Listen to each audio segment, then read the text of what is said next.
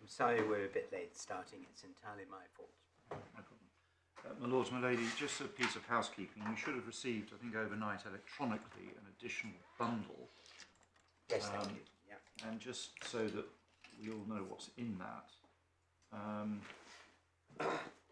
it's been prepared by my learned friends team, and we have at tab 1 a case from Northern Ireland, the Levy-McCallum decision, which was a decision where the 2385 defence succeeded. Oh yeah.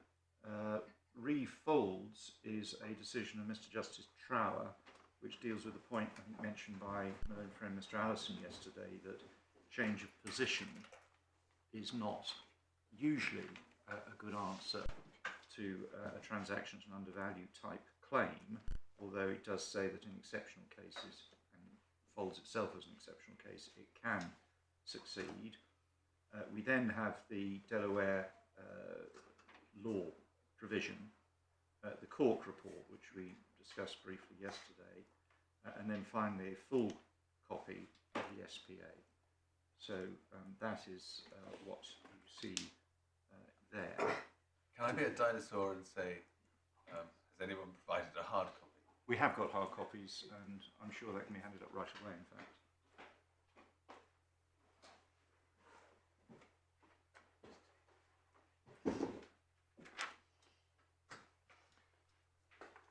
Now, I made some preliminary comments yesterday about ground 1, and I'll come to the detail in a moment. But one preliminary comment in relation to ground 2, which is the defence. Perhaps I'll just allow those bundles to be distributed.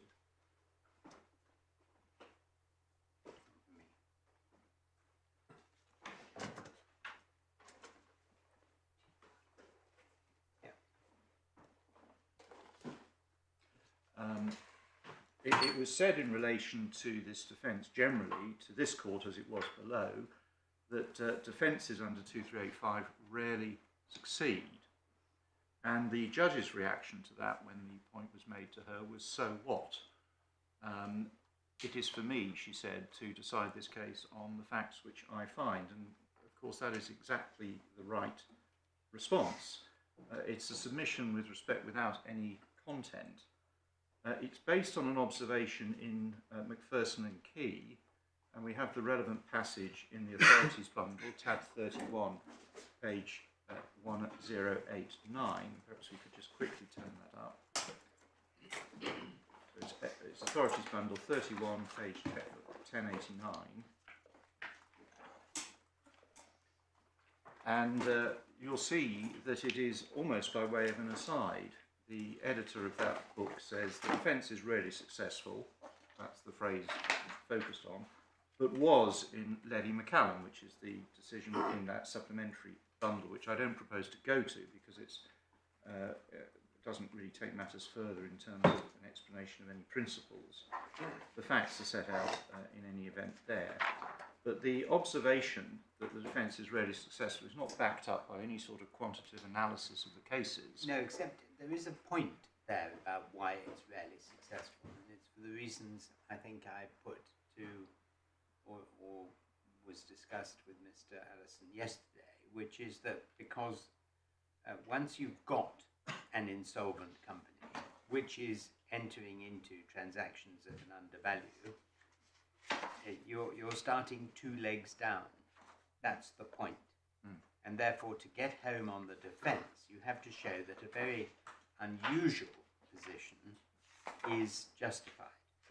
And you have to satisfy those 3 limbs to show it. And normally, the position is that's why you have to prove that it was justifiable. And therefore, in many cases, obviously, it won't be, because you should not be prima facie making transactions at an undervalue to benefit others, to the detriment of creditors. In that situation, if it turns out you are in fact going to go bust. Well, I entirely understand all of that, my lord. I was going to say, well, two points. Firstly, I would cavil slightly with very unusual. Well, that's not the test. Unusual, but I mean, it's that's why might say rarely successful. Yes, well, what I was going to say, which I think chimes precisely with what your lordship just said, is that, of course, the defence only comes into play when there's been a transaction at an undervalue at a time of insolvency, and there's a legal burden on the defendant then to justify what he or she has done. And in those circumstances, one can easily see, in the way of things, often it may not be possible to justify what has been done. But it goes no further than that, and it certainly doesn't give rise to any sort of presumptions or anything of that sort. Absolutely not. I would say there seems, to me at least, to be a whiff of interorum about this submission, and that chimes a little bit with some other points made by my learned friend yesterday, that if this case stands, or if the judgment stands, it's in some way infringing upon or damaging the structure of insolvency law in this country. And that's not the case. It's a decision on the facts by this judge in a complicated situation which she set out in full in judgment, and it has no wider implications than a factual decision. So the court should certainly not be concerned that in some way the integrity of the insolvency regime is being undercut. My lord, that was by way of preliminary remarks. I then come on to the definition of transaction, so ground one, and you have my point that this whole approach of focusing just on the word transaction is a distorting lens through which to consider when section 238 is engaged. But taking the argument as it stands, the judge's findings of primary fact on this are set out at paragraphs 110 to 112 of her judgment, which we have in the core application bundle, tab 7, page 136. And perhaps I can invite the court just to refresh your memory on those paragraphs, 110 to 112.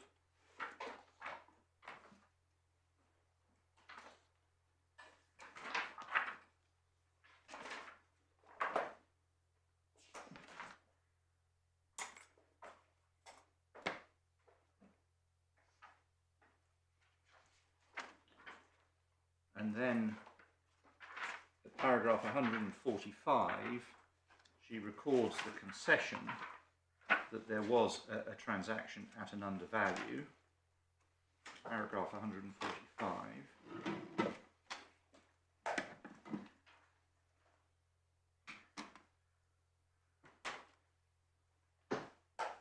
And then at paragraph 225 and then 230 to 31, which is at pages 184 and 186.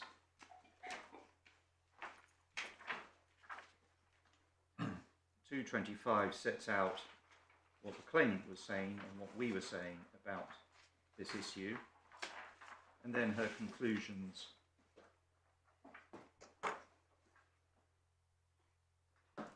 are at 230 and 231, essentially accepting my submissions that the transaction here was the overall arrangement. Now, the appellant in their written argument make 3 points on this issue.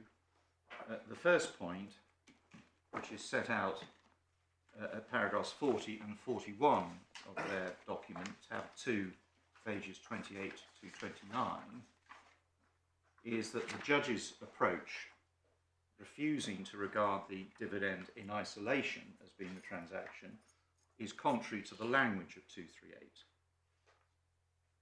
And that argument proceeds, as you'll see from those paragraphs, by referring to section 2384A of the statute and saying the definition of transaction at an undervalue, disposition of property, drives the conclusion that any disposition of property, once it's identified, must be the capital T transaction for the purposes of the 238 inquiry. And we say that doesn't follow at all we've made the point already, I've made the point already, that we do say that the inquiry at stage 1 is a composite inquiry. Has the company, 1, entered into, 2, a transaction, 3, at an undervalue, and all those 3 elements are interlocking in that determination. So we entirely accept that 2384 is relevant to the question of what is a transaction, but it certainly does not lead to the conclusion that any disposition of property must be looked at in isolation as the transaction for the purposes of 238. A transaction which comprises several dealings fits perfectly well within that language of 2384. The appellants go so far as to suggest that the judge introduced some new or additional test by her use of the word relevant. That's, with respect, a completely bad point. She was clearly using relevant simply as a marker for her decision as to where the perimeter of transaction in this case lay. And indeed, as you'll see from our skeleton, we deal with this point, paragraphs 22 and 23, we slightly tweak their tail because they use relevance in a similar sort of form in their argument. It's simply a shorthand. It's semantic, the whole thing. Semantics of the whole thing. So that is the point about language. Then the second point made on this, paragraph 42 of the skeleton, is the purpose of the section. And this chimes with what my learned friend was saying yesterday, that one has to define transaction narrowly in order to ensure that the pari passu principle is preserved. And again, the judge's answer to this point was the right one. She gives it in her judgment at paragraph 253. Or perhaps I can take you first to 229.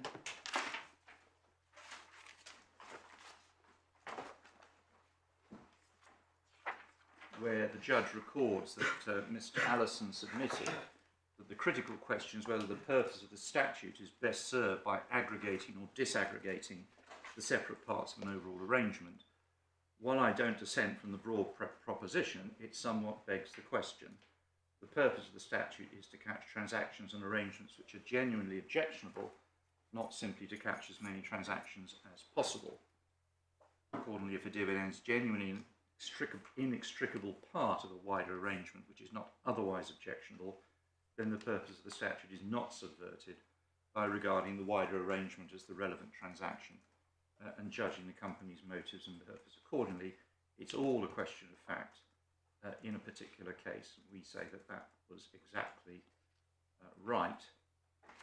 And at 253 she returns to the theme, agreeing I think with me on this. As Mr. Nash pointed out, the very existence of the defence presupposes that such a transaction can be justified in appropriate circumstances, and it cannot therefore be the case that every transaction must be set aside. So there's no inconsistency with purpose by approaching the first question, has there been a transaction at an undervalue, by looking at all the dealings of the company at the relevant time to identify the transaction for the purposes of the section. It may lead, as it did in this case, to the conclusion that there has been a transaction at an undervalue, albeit that the undervalue is less than the full value of the dividend, which forms an element in the component dealings of the transaction. The third point. Sorry, I think you said all dealings of the company when you started that submission, but then referred to dealings of the transaction. Can I just understand that a little better? Yes, on the authorities, it is possible for the transaction to comprise a legal dealing to which the company is directly a party, but other dealings to which the company may not be a party, but which fall within the perimeter, as I use that word, of the transaction. Or indeed, a number of different dealings to which the company is party with different people, which together form the transaction. But that's the Feakins point. But not every case is Feakins. No. And, you know, here, what actually happened, I mean, I don't think anybody's doubting that there was a wider transaction. But the question is what this section is looking at in the context of this case. Mm. And in the context of this case, what happened was that apparently at the very last moment, Mr. Mazzetti said, oh, well, I don't want to give them 80 million quid. So, I mean, that's a sort of afterthought transaction, if you like. And it doesn't really seem like the perimeter of an entire transaction aimed at taking SC8 over to a new owner. It seems more like a special transaction which could defeat creditors because it loses the company a lot of money. And so it's not that there's some sort of technical definition of transaction which has to be absolutely the same in every case. You know, these cases, none of them is really very helpful, I think, surprisingly, perhaps, after all these years, because they're just examples of different types of situation. Mm. And they tell you how the court would deal with that situation, but they don't tell you the answer to every possible question. Yes.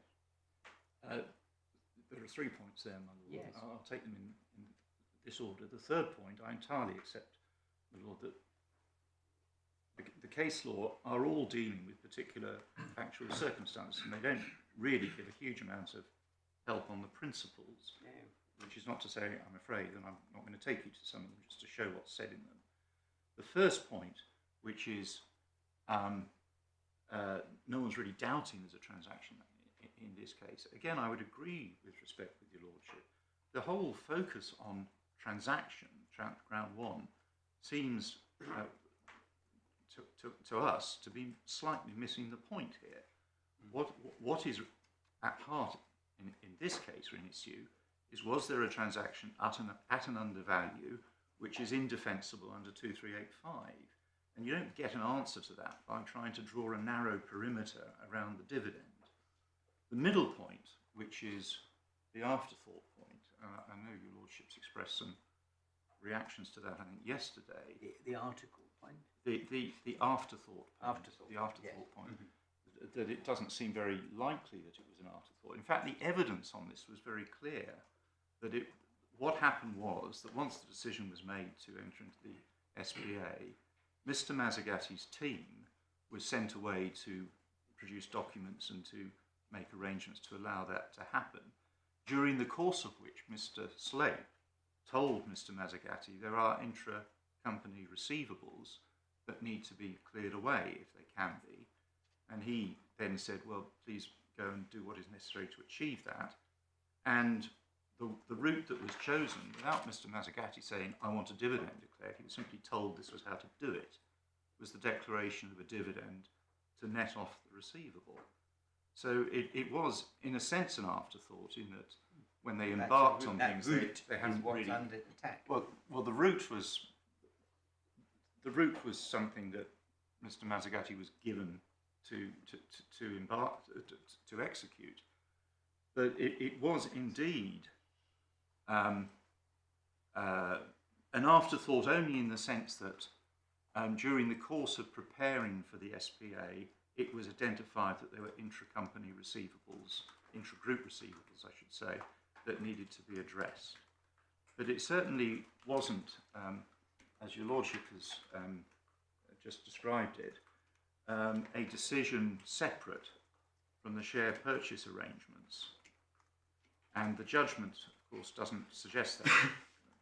The learned judge accepted that the dividend came up at a relatively late stage, but that it was part and parcel. She says it wasn't an end in itself. It was part and parcel of the share sale transaction. The reason some emphasis was placed on the lateness of the moments in which it was identified that there was a need to clear off the receivables was because of the dishonesty claims that were being brought against my client. And that, of course, was significantly undercut by the realization that this whole scheme had not been embarked upon to get rid of this receivable. The receivable went as part of the share sale. Right. So, my Lord, I then come to the authorities, and we're concerned principally with 4 cases, Bruin Dolphin, Peakins, Sequana, and Credit Suisse. And there are, I think, 3 other cases of less importance, but I'll take you to at least one of them, which is the first one, Agricultural Mortgage Corporation and Woodward, which is a case from 1994, tab 3 in the authorities bundle, page 33. And perhaps I can just... Lord Justice Miles refers to another case, I think, a name like Jones. Are you going to go look at that? I wasn't intending to, my Lord, and I don't... Well, the don't reason think we've got it. reason I ask is that I think it's quite central to his reasoning, and it might be helpful to us to see it. We'll certainly get hold of it, my Lord. It's not currently in the bundle. Oh, okay. Well, I didn't know that. I think it should be. We'll certainly make sure that's done. Can I just say this before we get into the cases? The theme which I'm going to develop from these cases is that you see that the court is concerned in every case to understand the commercial or economic reality of what is being done, and where there may be a tension between the legal form of what is done and the commercial reality, the court will look to the commercial reality to decide whether there has been a transaction at an undervalue which the debtor has entered into. I mean, that's two-edged for you. I mean, of course you're right. The court, in all insolvency cases, is looking at the underlying commercial reality. But what's said against you is the underlying commercial reality is that you put your hand in the company's till and pulled out $84 million. And that's the underlying commercial reality, which you didn't have to do in order to make the transaction work. Well, that's certainly what's said against us, my Lord. But of course, we say the underlying commercial reality was quite different, and it was what was found by the judge. Yes, well, there's the crux of the issue. Yes, but on appeal, of course, as we discussed yesterday, we have the judge's findings. I mean, I've said this before, you misgauge the cases, but I do think it's really important that you say what findings of the judge, which are not challenged, lead inexorably to the conclusion you contend for, bearing in mind the findings on which Mr. Allison has pointed us to, which he says actually support his conclusion if transaction is not definitely your way.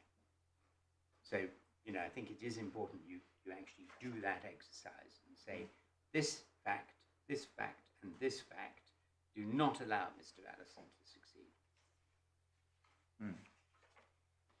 Of course, I am going to take you to the judgment. I will do that, my Lord. No, and I mean, it's important to me. I mean, obviously, I'm only one of the judges in this case, but I think it is important to understand why you say these facts are what the judge found. You can't overrule them, and they don't allow Mr. Allison to sneak through in the way that he said he should. Very well. Well, my Lord, I'll take the cases, and I will take these fairly quickly because, as we have already, I think, agreed, they are, as it were, individual instances, largely. So the Agricultural Mortgage Corporation case, this was a summary judgment case where a farmer had granted a tenancy to his wife at market rent. Where is it? Oh, I'm sorry, tab 3, page 33. of the authorities bundle. So he had granted a tenancy. It was a fairly straightforward attempt to overreach a mortgagee. Yeah. He granted a tenancy at a market rent to his wife, placing her in a position where she had a ransom value against the mortgagee of the farm. And the question was this a transaction at an undervalue? It was accepted that he had the wrongful purpose. It was a Section 423 case, I should have said. It was accepted he had a nefarious purpose, but it was the response was, since the tenancy was at market rent, could this be regarded as a transaction at an undervalue? And on appeal, the conclusion was that it was necessary to look beyond the terms of the tenancy, the four corners of the tenancy agreement, to the wider transaction. And once one did that, one could see that as a whole, the transaction conferred a very substantial benefit on the wife, considerably greater than the consideration provided by her. So it wasn't an answer to say the rent is a market rent. And the passage which we point to is at paragraph 41, page 41 of the bundle, page 696 of the report. And Sir Christopher Slade sets out from letter C onwards that he agrees with what Mr. Moss was submitting on the question of whether or not there had been an undervalue. And I invite the court please to read the paragraph that lies against letters C and D. I think we don't need to spend time on the submissions between E and G, and then look please at the paragraph that begins just above letter H over the page to letter B on the following page.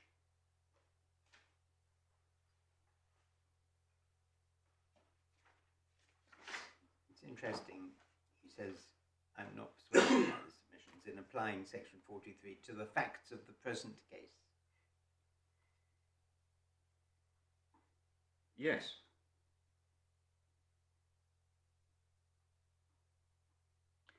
Is it not the case that it's still the tenancy transaction that conferred the benefit?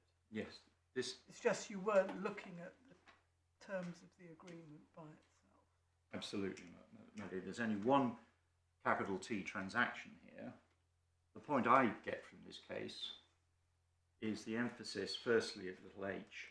The tenancy agreement cannot be considered in blinkers, and then over the page, having decided that the ransom value was much greater than simply the market rent payable under the tenancy, to hold otherwise would seem to me to fly in the face of reality and common sense. So this is an example, faced with a 423, same principle for 238, the court looks to commercial reality to decide what's going on. It's not confined with the form of the transaction to decide whether or not there has been an undervalue. But as my lady says, it's not like our case, because there was one transaction into which the debtor entered, and the dispute was really over what flowed from that transaction. That's obviously correct. I completely agree with that, my lord. The only thing I get from this case is that, and it really chimes with what I was saying earlier, that the focus on transaction in isolation is missing the point. One looks more widely. The fact that you manage to define the transaction as comprising simply, in this case, the dividend, doesn't shut out a consideration of the broader context to decide, firstly, whether there's been an undervalue and what it is, and then secondly, as we'll come to, purpose and benefit. But those points really arise in relation to ground 2. At the moment we're on ground 1, which is the transaction. Yes, but the reason why there's so much focus on the correct definition of transaction is that the appellants say that feeds straight through into ground 2 and narrows the focus on purpose and benefit. And we say that, no, that's not right.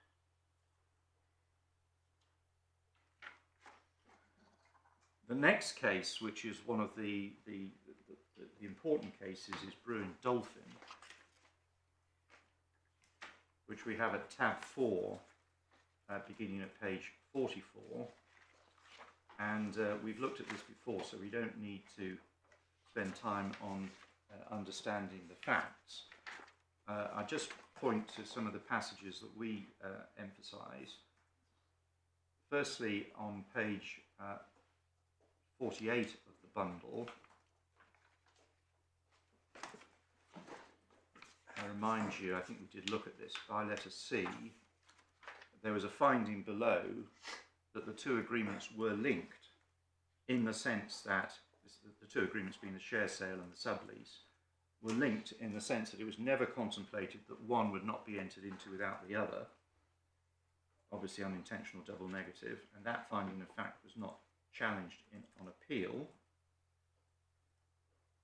The Court of Appeal's decision, Lord Justice Morritt, we have on page 50, and it's recorded just below letter A, that his decision was that unless there had been an artificial division in the real transaction entered into by the parties, the form of the agreement into which the parties had entered would be determinative in identifying the transaction on which section 238 would bite. So Lord Justice Morritt was taking, as it were, a formalistic approach, certainly a formal approach, and that was deprecated by Lord Scott over the page at page 51, paragraph 20, where he records just by letter F, the Court of Appeal based its decision on the form of the agreements into which the parties had entered.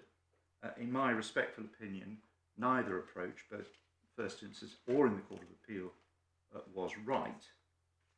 One must obviously start with the share sale agreement, and then he goes on, as we know, to consider what consideration was payable in respect of the share sale agreement. And his conclusion at 21 over the page, on the facts of this case, it is, in my opinion, plain that the consideration for the shares was, apart from the obligations assumed under the share sale agreement itself, the entry by PCG into the sublease agreement under which it covenanted to pay that sum for 4 years. So this was a case which shows us again the court is not prepared to confine its analysis or to have its analysis driven by the legal form of the agreements which are entered into. It takes a wider view to decide the composite question, has there been a transaction at an undervalue, and deciding in this case, potentially, there might not have been because of the sublease obligations. And then, of course, as we know, they went on to hold that the sublease rights were not of value.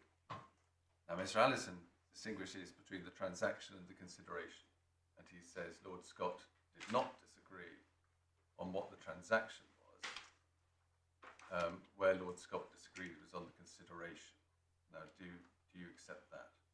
I accept that he does not appear to demur from what Lord Justice Morritt says about what the transaction is, because of the passages which were referred to yesterday, where Lord Scott inserts the share sale agreement into the reasoning below, or rather the terms of the section. I say that it's hardly a sort of developed and ringing endorsement of that analysis. He simply says, as it were, be that as it may, in this case the consideration is more than simply the sum payable under the share sale agreement. But my point is, again, the composite approach, transaction under value, requires looking beyond the simple form of a particular agreement and see it in context. And the same effect, although this is, I accept, a slightly different point. At page 54, on the question of the valuation of the rights under the sublease, again, we looked at this yesterday, the court held, let us see, that the court is not confined to ignoring what happened at a later date, because that would require the court to wear blinkers and pretend that it does not know what has happened. And finally, on this theme of commercial reality in the operation of this section, note also how the question of the correct remedy was dealt with. It begins at paragraph 32 under the heading the £312,500 loan. And could I invite the court please to read 32 through to the end, 34.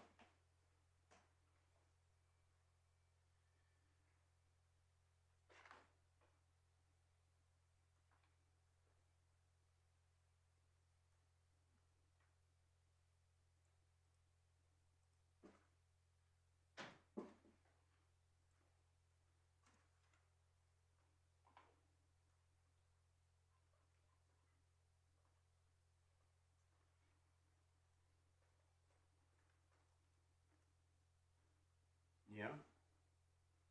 So the point is that when you get to the stage of the appropriate remedy, the court said that in deciding what benefit had been received by the company, it was necessary also to bring into account a loan that had been made to the company by the parent company to cover the first instalment of the sublease payments. And of course, it could be said, would be said, that a loan of itself is not a benefit to the recipient of the loan, certainly not in the full face value of the loan, because it gives rise to an equal and opposite liability to repay. And indeed, in this case, as we see recorded at paragraph 33, the parent company had proved for the sum, the lent sum, in the liquidation of the seller, but it was likely, according to the judge, that any dividend would be negligible. Notwithstanding what one might call somewhat formalistic points about what was happening, the Court of Appeals said the reality is here that the company has had the benefit of that money, and therefore that ought to be brought into account in fashioning the remedy, because to do otherwise would not be fair.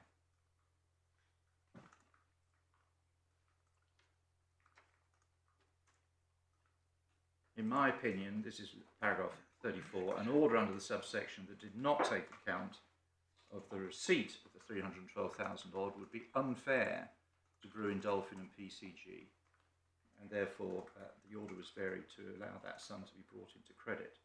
So again, returning to my theme, the court takes a sensible commercial view of the reality rather than being hidebound by matters of legal form. I see that point. Just on the earlier point again, which I think is what you were saying a moment ago, if you go back to the first 3 lines of paragraph 32, the transaction is seen as a share sale agreement. Yes. Which I think you were accepting before, but once again you see Lord Scott proceeding on the basis that the transaction is a share sale agreement. Yes. Yeah.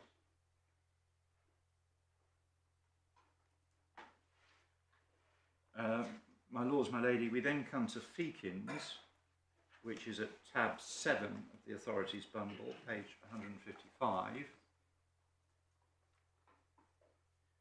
This was a section 423 case.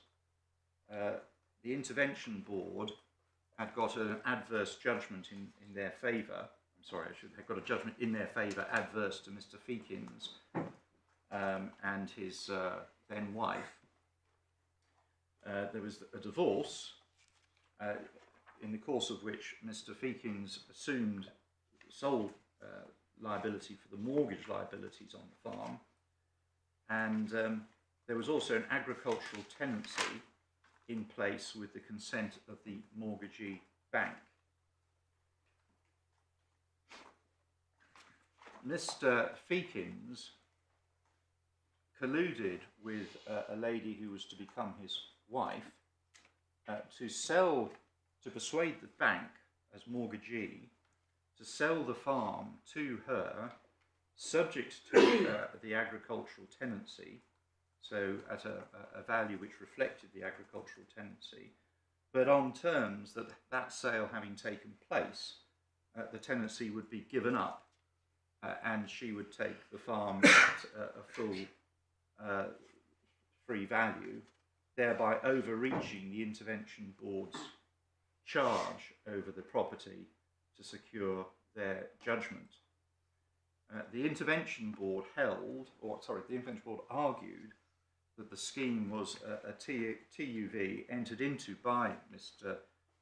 Feakins, and the response to that was that the critical elements in the transaction, namely the sale by the bank subject to the charge, subject to the tenancy, and the subsequent release of the agricultural tenancy, were not matters which Mr. Feakin himself was directly a party to, and therefore it could not be said that he had entered into a transaction at an undervalue. So the issue was whether Mr. Feakins was indeed a party to any transaction, and the judge's conclusion in relation to that, we can see it page 164 within the authorities bundle, paragraph 21, where in the Court of Appeal, the judge, Lord Justice Parker, sets out in full what the judge said about that. And again, I'd invite the court please to read the citation at paragraph 21.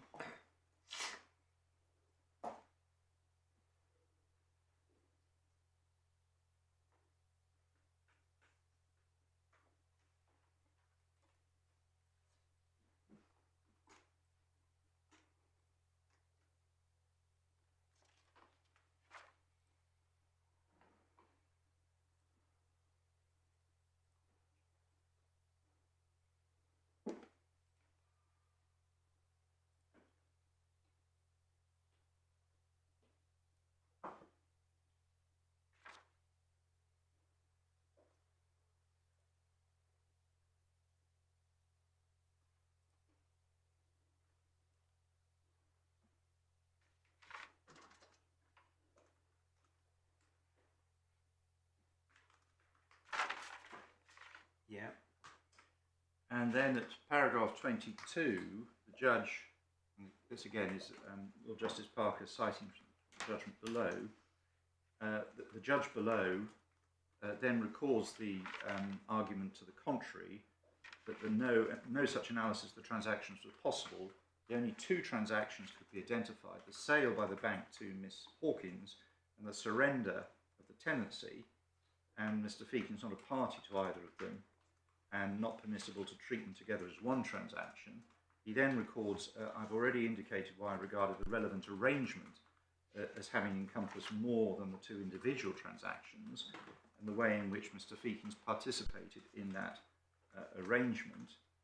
And then on the third argument, that it's simply not permissible to treat them as one transaction, he deals with the Jones case, which I think may be the case the Master of the Rolls referred to earlier today, as having featured in Lord Justice Miles's decisions. He sets out what happened in that case, but his conclusion, the judge's conclusion in relation to Jones, we see over the page by letter B. Nothing in the case can be regarded as authority for the proposition that it's impossible under 423 to regard two or more linked transactions as one. On the contrary, if the reason behind the linkage of two or more individual transactions is to achieve by that means the object which the section is designed to frustrate, that may itself, in my judgment, be a justification for treating them as one composite arrangement for the purposes of the section. So that is what this judge made of Jones. And then the Court of Appeals conclusions we have at page 176.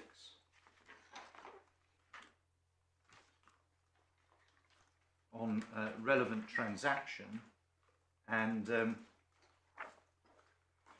Lord Justice Parker says that the judge was clearly right to find that the quotes plan or quotes arrangement, which he identified in those paragraphs of his judgment as having been made between Feakins and Miss Hawkins, was a quotes transaction for the purposes of 423. And he develops that or explains that at paragraph 74 towards the bottom of the page. The arrangement between Feakins and Hawkins entered into in advance of any sale of the farm consisted essentially of two elements: the need to persuade NatWest to sell the farm to Miss Hawkins at a price reflecting the tenancy, and the commitment to surrender the tenancy following completion. And then at 75 he notes that there was obviously deceitful conduct to achieve that. And then I'd invite the court please to read paragraph 76, page 177.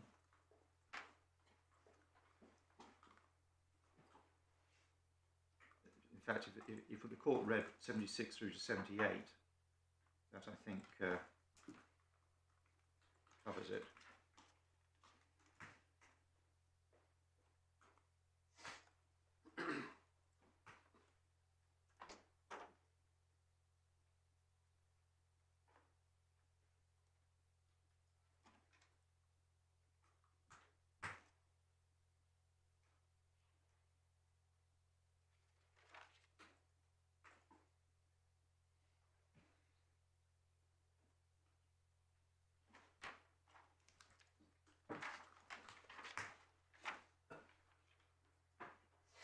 Well, 78 says it all. In some cases it may, and in some cases it may not. Yes, and we say on the facts here, Yes. etc. I'd like to take it a bit further. What is treated as a transaction here is an arrangement between the debtor and someone else. Yes, to an arrangement between the debtor and somebody else to then bring about some other dealings. Exactly. But it is still, the transaction is what the debtor entered into. Yes. The sale by the bank was not part of the transaction. I accept that, but the point is, for the analysis of both the undervalue element and also the purpose and benefit elements, or this is 43, the nefarious intent elements, it was necessary to look beyond the four corners of the transaction, the arrangement, to decide what its commercial consequences would be. I follow all that, but for the purposes of ground one, what we're concerned with is what transaction did the company enter into? And what one sees here is the transaction being something that the company entered into. The fact that it was supposed to bring about other people doing other things was not part of the transaction.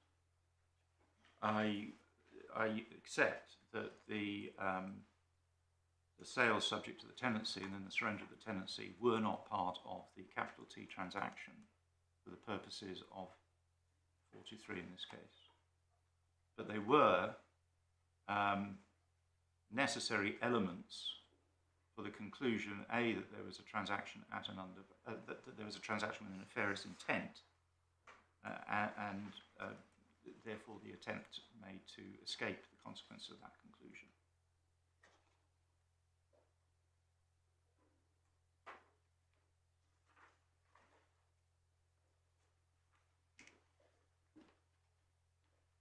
I think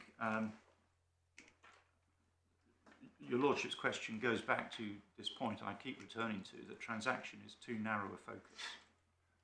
And it may be for a different ground, but for ground one, that's what we're concerned with. What is the transaction?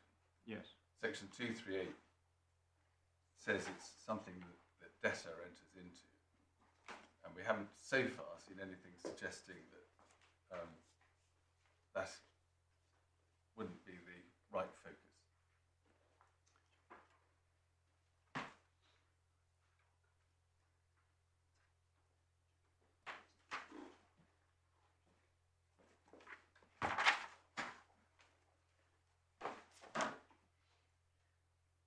On entered into, my Lord, I won't take you to the authority, but we have at tab 10 the Ovington Colbert printers case, where the claim failed, the claim that there was a TUV failed because the transactions which were complained of had not been entered into by the debtor.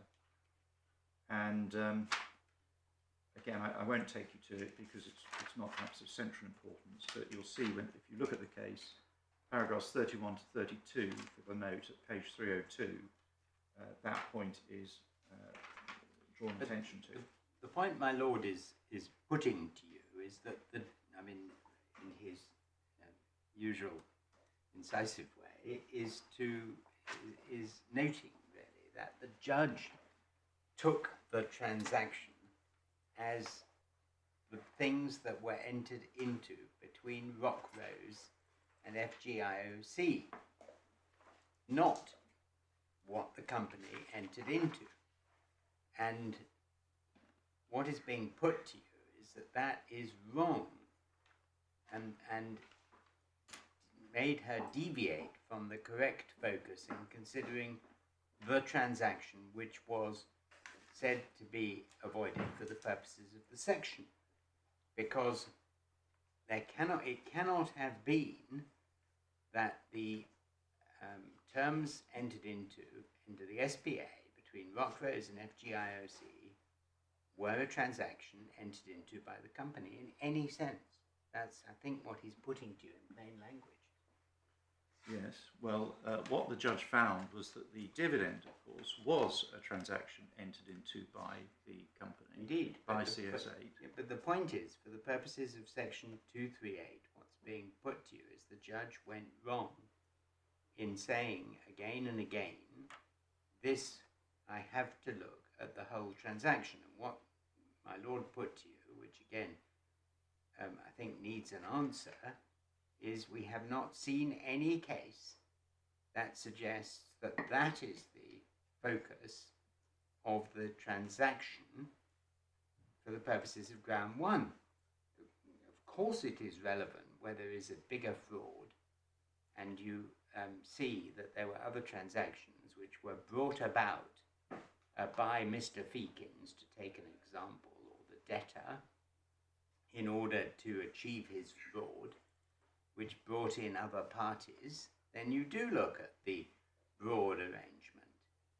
But here, the question was the judge right in asking herself whether it was the broader transaction was something that, when we come to the next ground, was one that was entered into in good faith and for the benefit of the company. And she asked that question, but if ground one is right, she should have asked, was the dividend for the benefit of the company? Was the dividend in good faith, etc., etc.?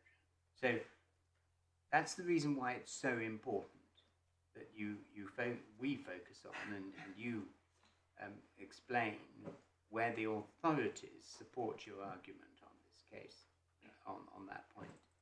Well, I'm just putting it as clearly as I can because I want you to have the opportunity to say that's all rubbish, MR.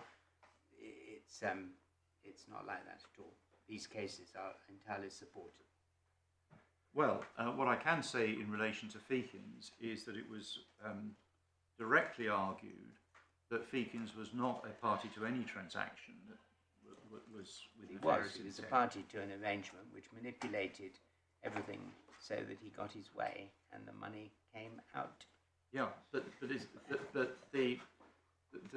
the elements by which the nefarious intent was carried into effect, the sale and the surrender, were an inherent part of the transaction which he was held to have entered into. That was the point. Now here, the dividend was an inherent part of the share sale.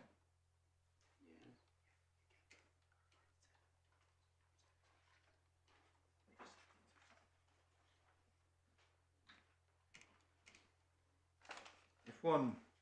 I mean, in Feakins, they hoped by their arrangement to bring about the sale, but the sale was not part of the transaction. It was something they hoped to bring about by their arrangement, which was the transaction.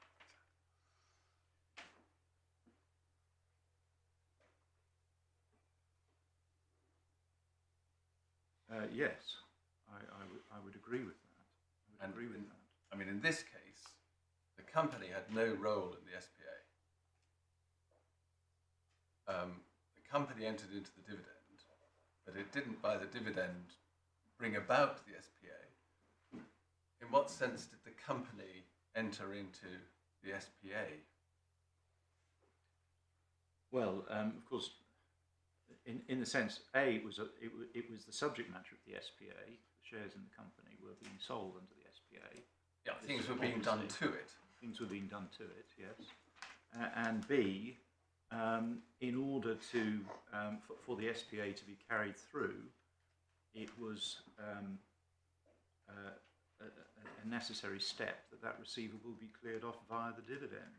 Absolutely. The two other people making an agreement affecting the company hoped to achieve their aim by getting the company to do something, but that's nothing like Feakins. Well, when I come on to Credit Suisse and what Lord Justice Miles says about that, and I know my Lord Justice Newey raised this yesterday, Lord Justice Miles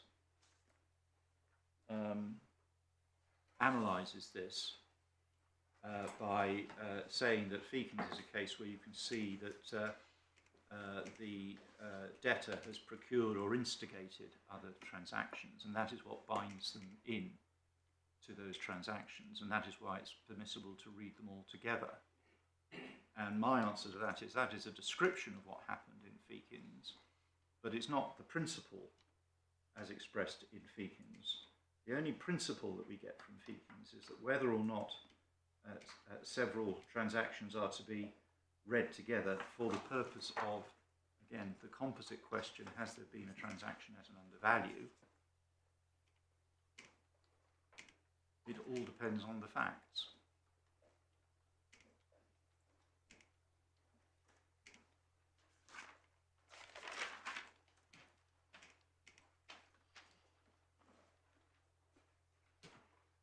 Every case turns on its own facts. In some cases it may be appropriate to treat a single step in a series of linked dealings as the relevant transaction. In others it may not.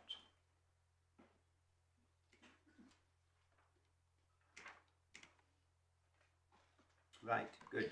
So we move on to the next case. We'll move on to the next case. I mean, the way that that is expressed, to treat a single step in a series of linked dealings as the relevant transaction, in others it may not, does presuppose that there may be cases where there are linked dealings which together form the single transaction.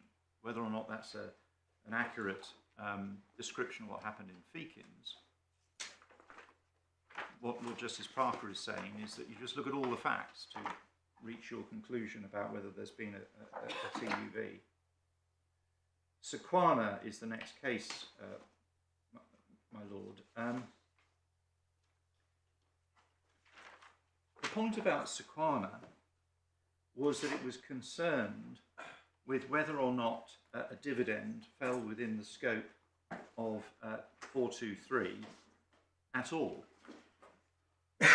And that is why the argument in Sequana was, firstly, whether or not a dividend could be described as a gift. Answer, no. Secondly, whether consideration had been paid for, or could be said to have been paid for a dividend? Answer, no. There's a slight gloss to that, but we don't need it for present purposes. And then thirdly and finally, whether or not the dividend was a transaction or not. And it held that it was a transaction. Now, those, as it were, somewhat technical points about whether a dividend or not counts as a transaction for the purpose of 238, we don't argue with, as we said below. We accept it was potentially a transaction. So, although great emphasis is placed on sequana, we say it doesn't really assist you in anything you have to decide. It's just a case on the status of a dividend by relation to 238. I would draw your attention within the Court of Appeal in sequana, page 423. The judgment itself in the Court of Appeal is at tab 16 of the authorities bundle.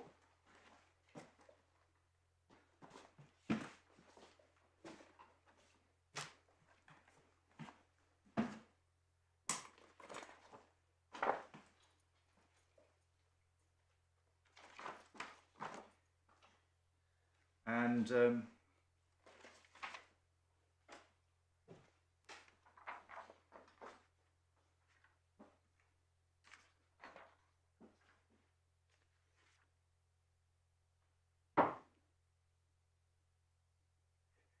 in fact, I'm sorry, I invite you to look at it. I really don't think we get anything from sequana beyond what I've explained to you. So I'm not going to take you to that passage. Just note, perhaps at page 436, the quotation from Walker and Wimborne, because that is a case that's relied upon by my learned friends. Page 437, I should say, paragraph 131. Where the statement of principle about benefits for group companies, or companies in a group, I should say, from the Walker and Wimborne decision, Mr. Justice Mason, is set out in full. Would the court read that quotation between B and E?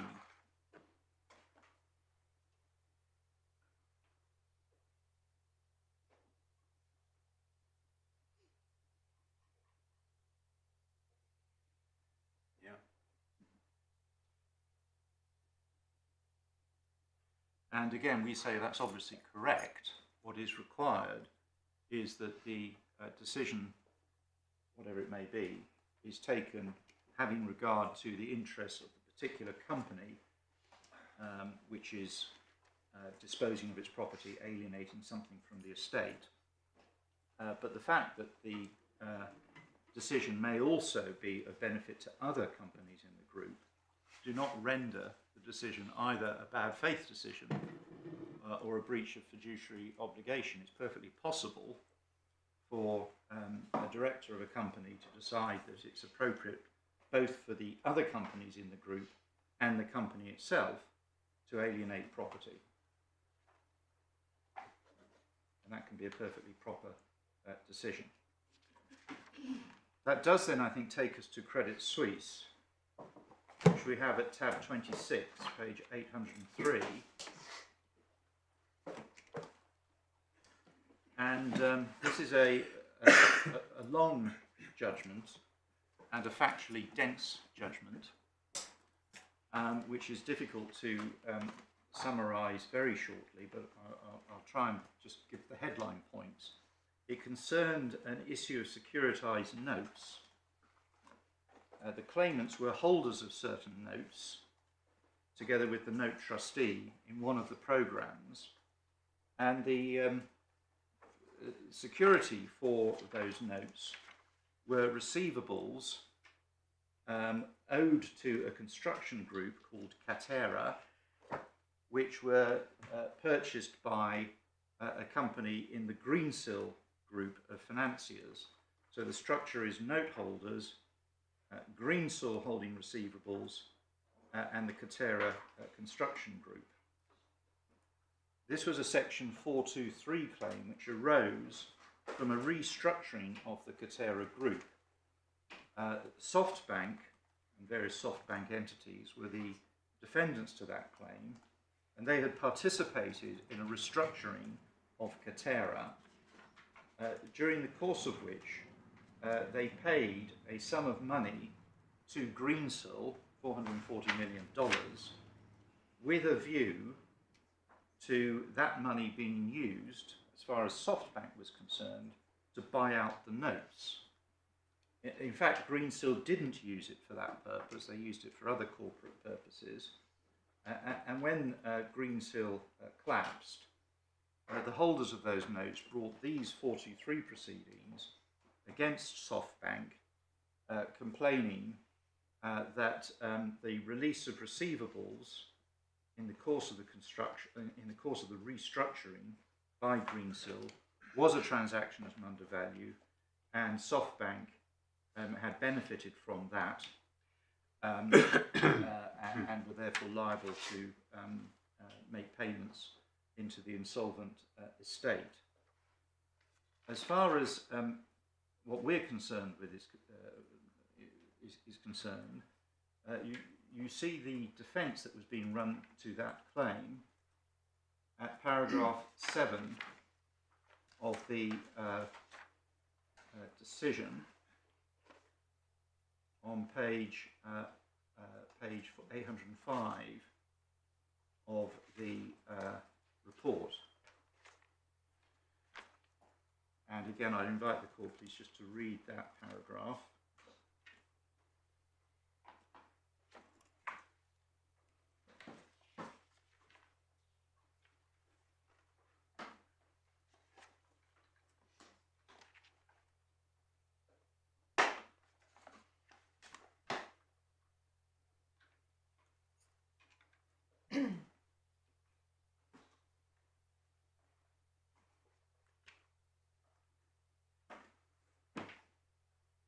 Yeah. Then I can take you, I think, to paragraph 366 on page 876.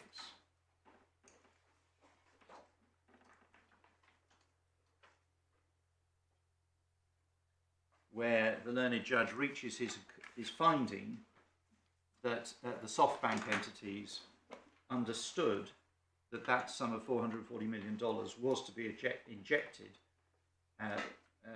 into Greensill to repurchase, buy out the outstanding notes. So that was SoftBank's understanding. But then he finds at paragraph 421 at page 884 that the parties did not share the same understanding about the arrangements. And again, I'd invite you to read quickly that paragraph. It's a short one. Sorry, 421. 421 at page 884. So the SPDs are the SoftBank. They're the SoftBank entities. Yeah.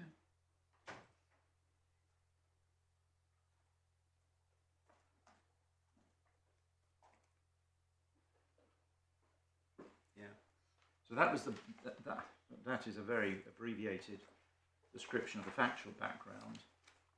The judge then turns to the question of what transaction means for the purpose of 423, and he summarizes, begins a summary of the case law at paragraph 599. Or sorry, he gives his summary of the case law at paragraph 599.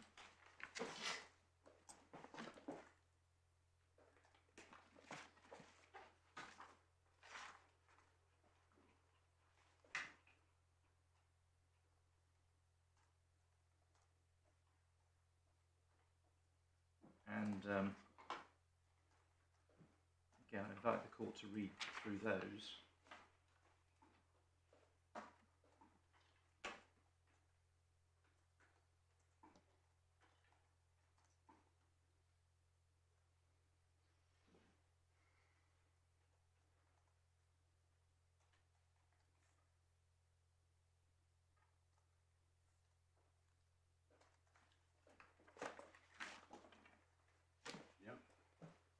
Now, just pausing on those, you'll see that Roman 6 and Roman 7 of those of that summary deals with the question of multiple contracts, and he says that the fact that you have a number of steps which are interlinked doesn't necessarily mean that they constitute a single transaction, and the courts are likely to be reluctant to view a number of contracts involving different parties as constituting a single transaction unless the contracts have been artificially divided. And that's a reference back to Lord Justice Morritt in Brewin Dolphin, where he talks about artificiality.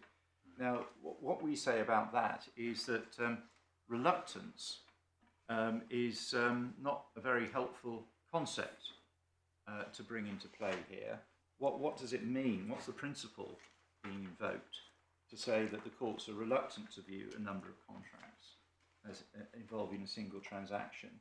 The only principled answer that can be given to that is that where one has a number of different contracts, possibly involving different parties, it is obviously factually going to be more difficult to persuade the court that they should all be viewed together for the purposes of either 238 or 423, because on the face of it, one is faced with a number of different legally distinct dealings.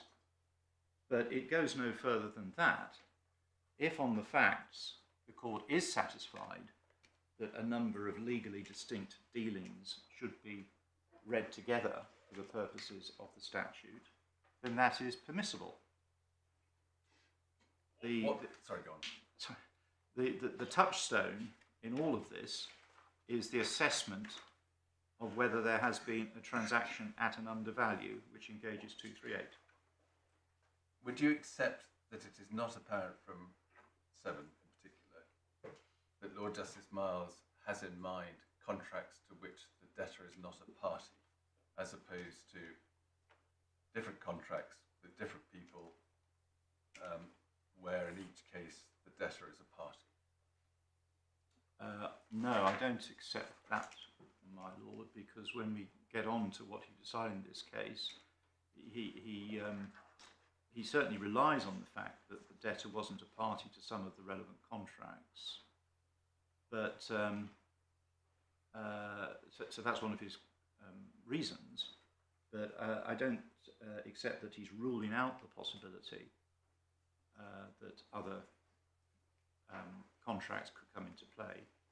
But you presumably do need to accept that it's a reference back to Lord Justice Morritt, as Yes. you mentioned, and in that case, both of the relevant transactions were entered into Yes. by the entity in question. Yes.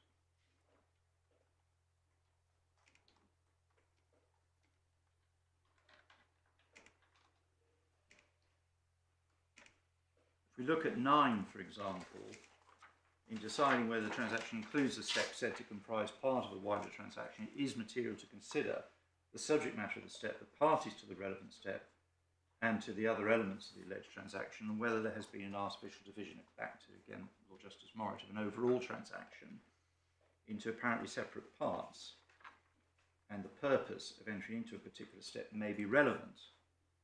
But all of those points are factual assessments of what is before the court to consider whether or not Section 238 is engaged.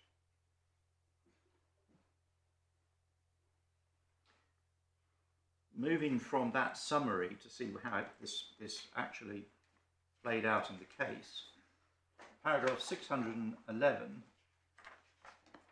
he records, and this is for 423, whether the debtor had a statutory purpose is essentially a question of fact, for which the court must make primary findings of fact, and he refers to Sequana for that principle.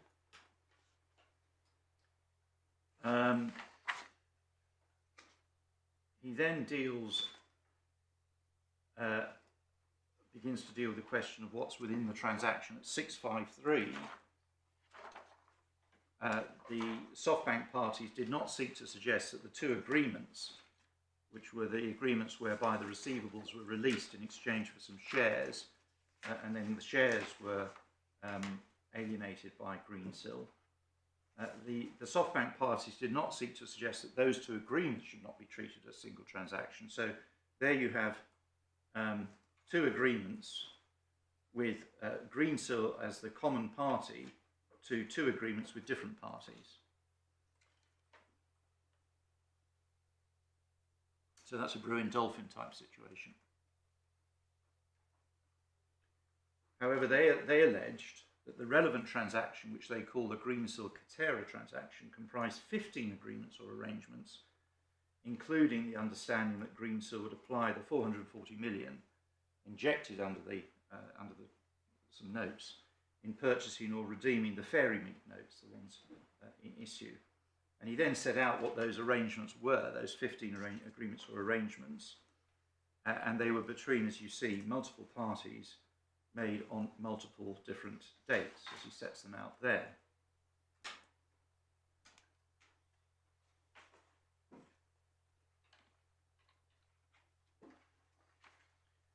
And his conclusion in light of that begins at paragraph 668.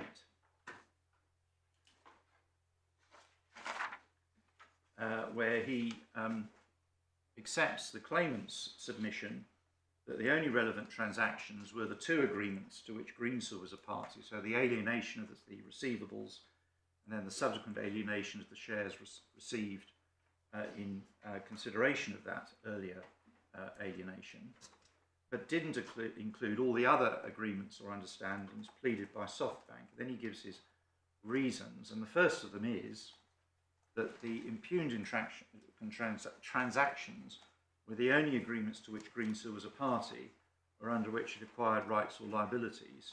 No suggestion of artificial division, even leaving aside the position of Greensill. Parties to the various agreements varied, some involving Fujairah and others not, with some but not all involving the SBDs. And then he repeats repeats his reference to Bruin-Dolphin and to the Jones case. The fact the agreements may have been negotiated as part of an overall package is not sufficient for them to constitute a single transaction. And then the other reasons given, they were entered into over a period of over 2 months, with later agreements superseding earlier ones. So that makes it harder to detect a single transaction. The agreements had different purposes. Some were to invest in Greensill, others were to invest in Fujairah. And finally, at 673, Greensill did not enter into any of the agreements other than the impugned transactions. There is then a reference at 674 to Feakins,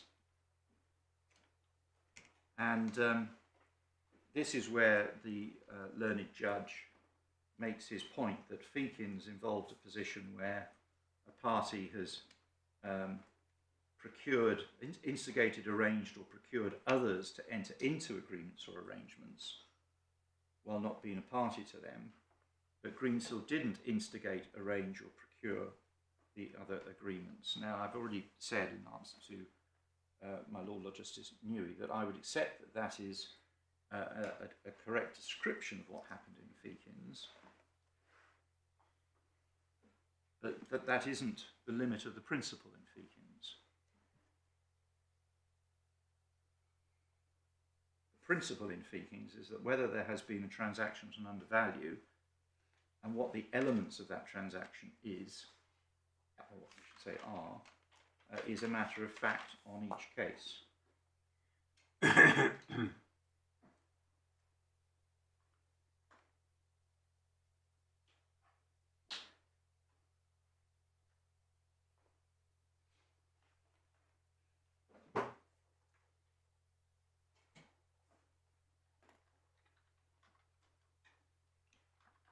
And then finally, the point that you have regard to the purpose of the section in deciding what the scope of the transaction is. And that chimes with the point I've been making throughout, that the relevant question is not transaction, it's transaction at an undervalue. And you you set the perimeter in a commercially realistic way to determine whether there has in truth been a transaction at an undervalue.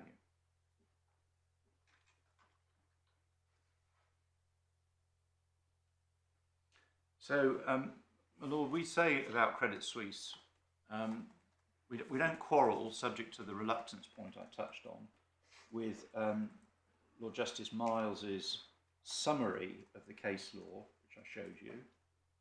His decision in the case is an unsurprising one on the facts. It was always going to be a very ambitious submission to say that the alienation of the receivables in the end of, I think, the end of December of 2020 should be read together with some 15 other agreements to which the alienator was not a party, previously entered into, notwithstanding the factual finding that this was all part of a restructuring package, to say they should all be read together to eliminate the transaction at an undervalue, particularly in circumstances where the parties were not ad idem as to the use of the 440 million, which SoftBank was saying should be brought into account in determining that question.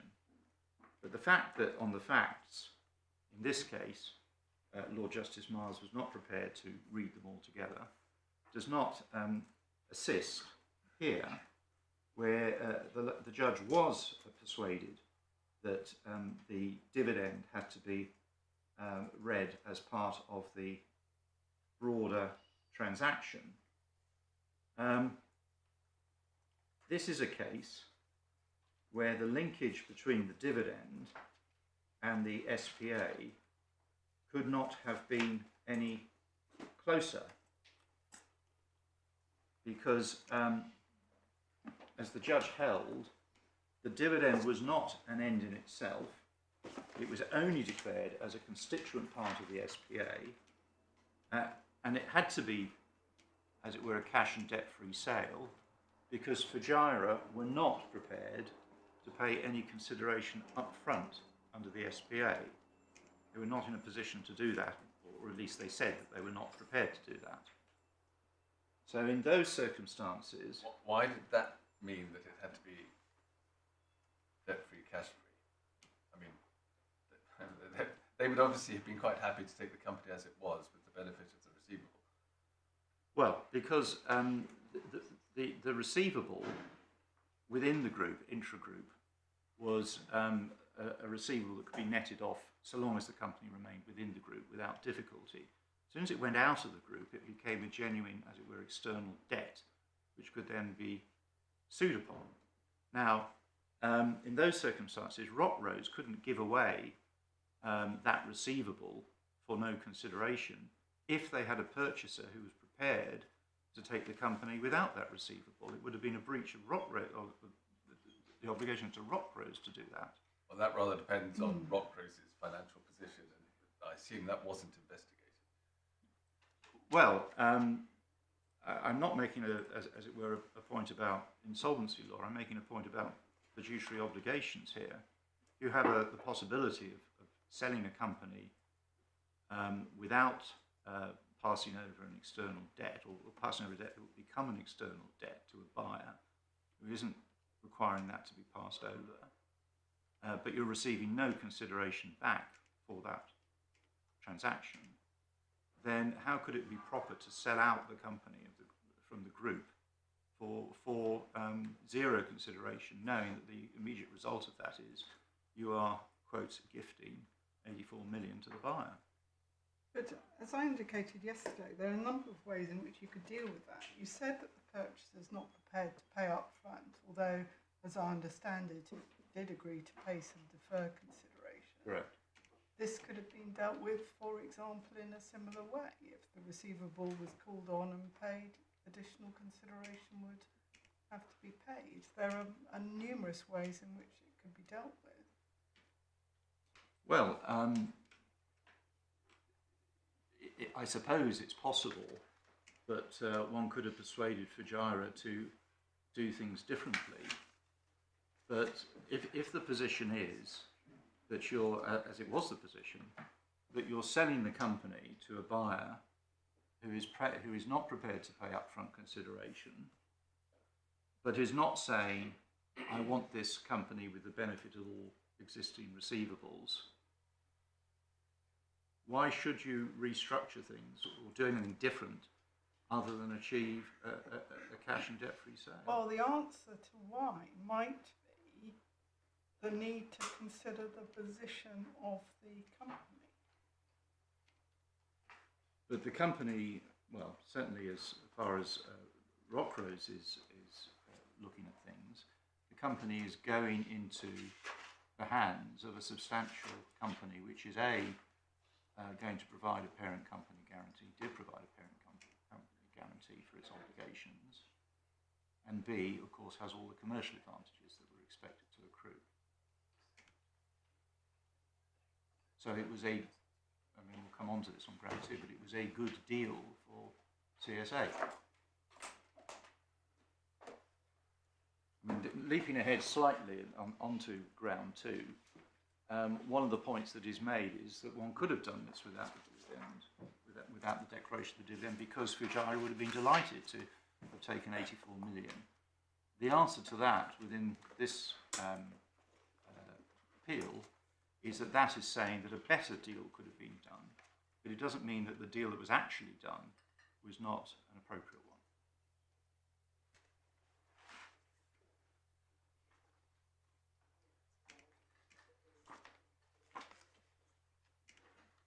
But that, as I say, is running ahead to ground two. The question for the court at ground one is the fact that Rockrose might have sold the company with the benefit of the receivable. Does that mean, or what bearing does that have on the identification or characterisation of the transaction? And we say it has no relevance to that. The question at stage one, if you accept that stage one is a sensible question, is whether the dividend needs to be looked at in isolation or with the other elements of the SPA in mind. And this case must be a case, we say, where the connection between the dividend and the other elements of the SPA are as close as they could possibly be.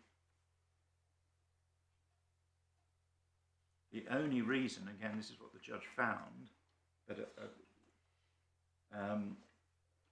what the judge found for the declaration of the dividend was to clear off a receivable as a precursor to affecting the SPA.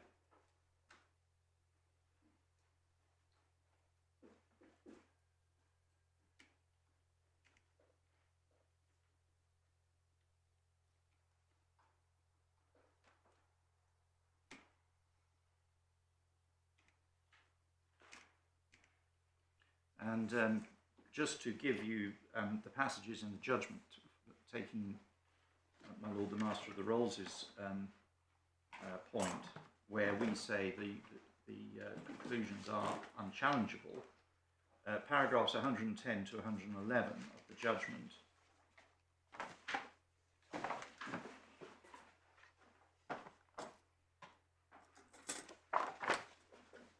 which deal with the circumstances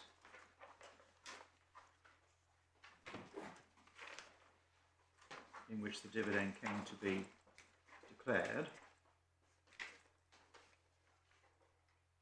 That includes the fact Mr. Mazzagatti saw no reason why he should effectively gift it an additional 84 million.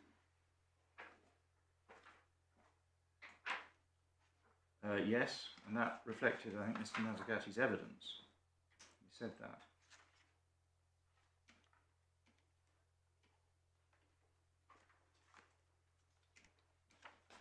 And then at 186, paragraph 186, on page 167. 186. 186.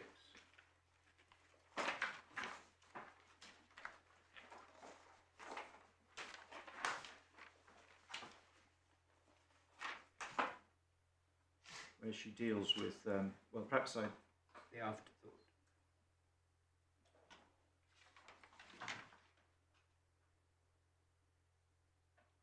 she sets out at 183 why Rockrose regarded this as a good deal. 184 is why this is a good deal from UKCS8's perspective. And then 186 deals with the afterthought point.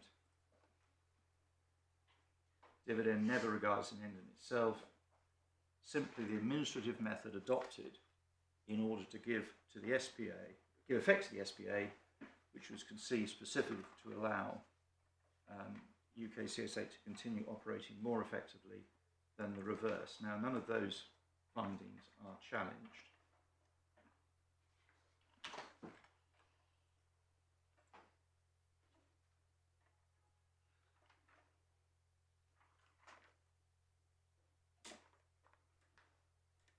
And that was an available conclusion to the judge on the facts, and this court should not interfere with it.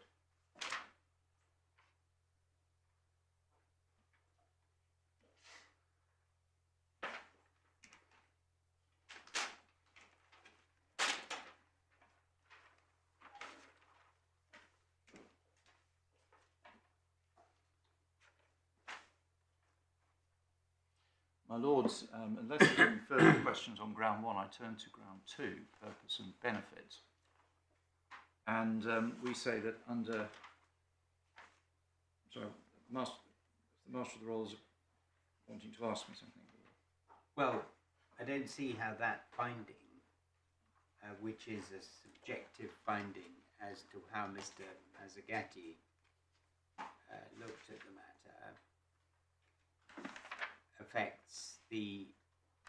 forces us, if we were to decide against you on the transaction, that to decide the question of what objectively was the position in your favour. Well, that I think goes to my point I made earlier, that the decision on that is a matter of primary fact together with evaluative judgment of those facts. She's made primary facts about the circumstances in which the dividend came to be declared, and obviously the motivation of the people involved in that decision. And her evaluation of those facts is that the transaction for the purpose of 238 therefore involves those different elements, both the dividend and the SPA. Now, I accept that this court is more prepared to look critically at evaluation of primary facts than necessarily findings of primary fact. But nonetheless, the court, if the judge has made an evaluation which is open to her on the basis of those primary facts, the court, in my submission, should not interfere with her conclusion in relation to that. I mean, the point is, what is relevant to possibly to the transaction question is that how it came into play, the afterthought and the thinking of the directors in dealing with the receivables in a debt-free, asset-free transaction. That I understand as all being relevant. If we come then to the conclusion that notwithstanding those submissions, this is the transaction entered into the company here was definitely entered into by the company here was nonetheless the transaction. The judge didn't ask herself the question whether the transaction, namely the dividend, freestanding dividend, entered into by the company, satisfied the 2385.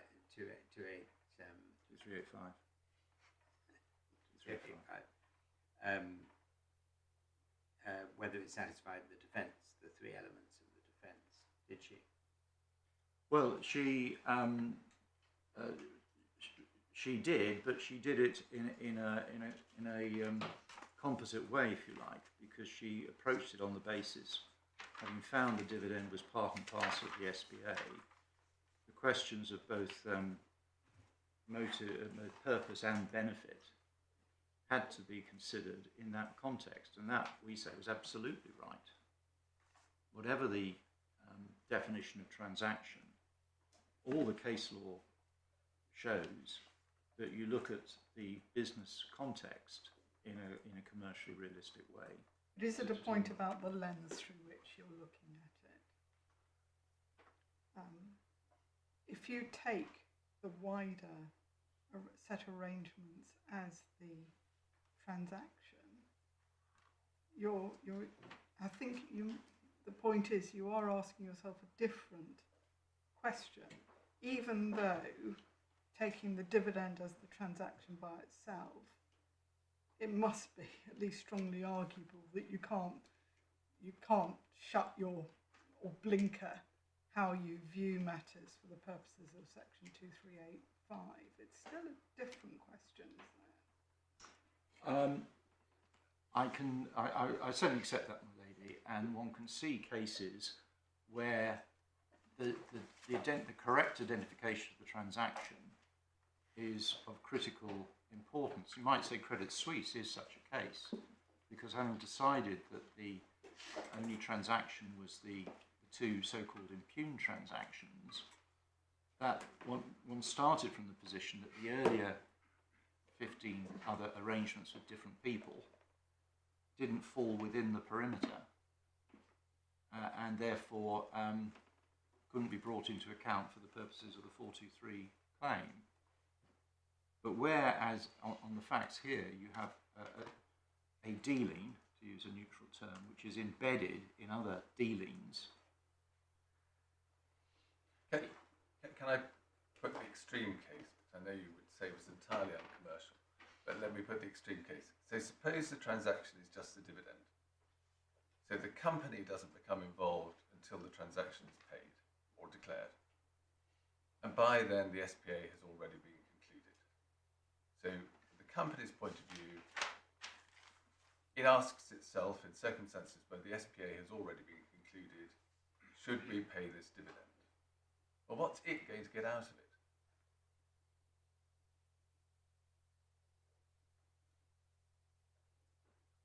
Well, if you're making a timing point, I am on putting this extreme case. So we're focusing on when the company has to make its decision. The SPA is already there. What's it going to get out of paying the dividend? it's going to get all the benefits of passing into the ownership of a substantial entity. Is there any reason to believe it wouldn't have got those anyway?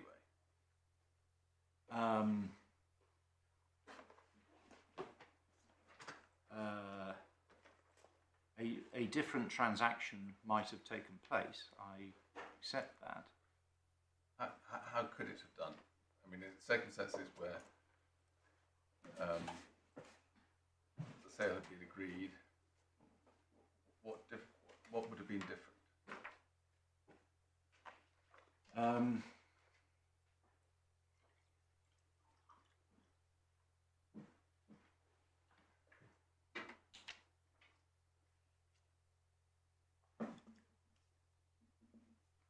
Well, if one's taking, in effect, all of the facts of our case, but saying the timing might have been different, even at that stage, the seller, Rockrose, could have decided, or could have said, oh, crikey, we've got this receivable we need to deal with, and dealt with the dividend at that stage, and the transaction would have proceeded. It would have been under no obligation to have proceeded with the sale with the benefit of the receivable.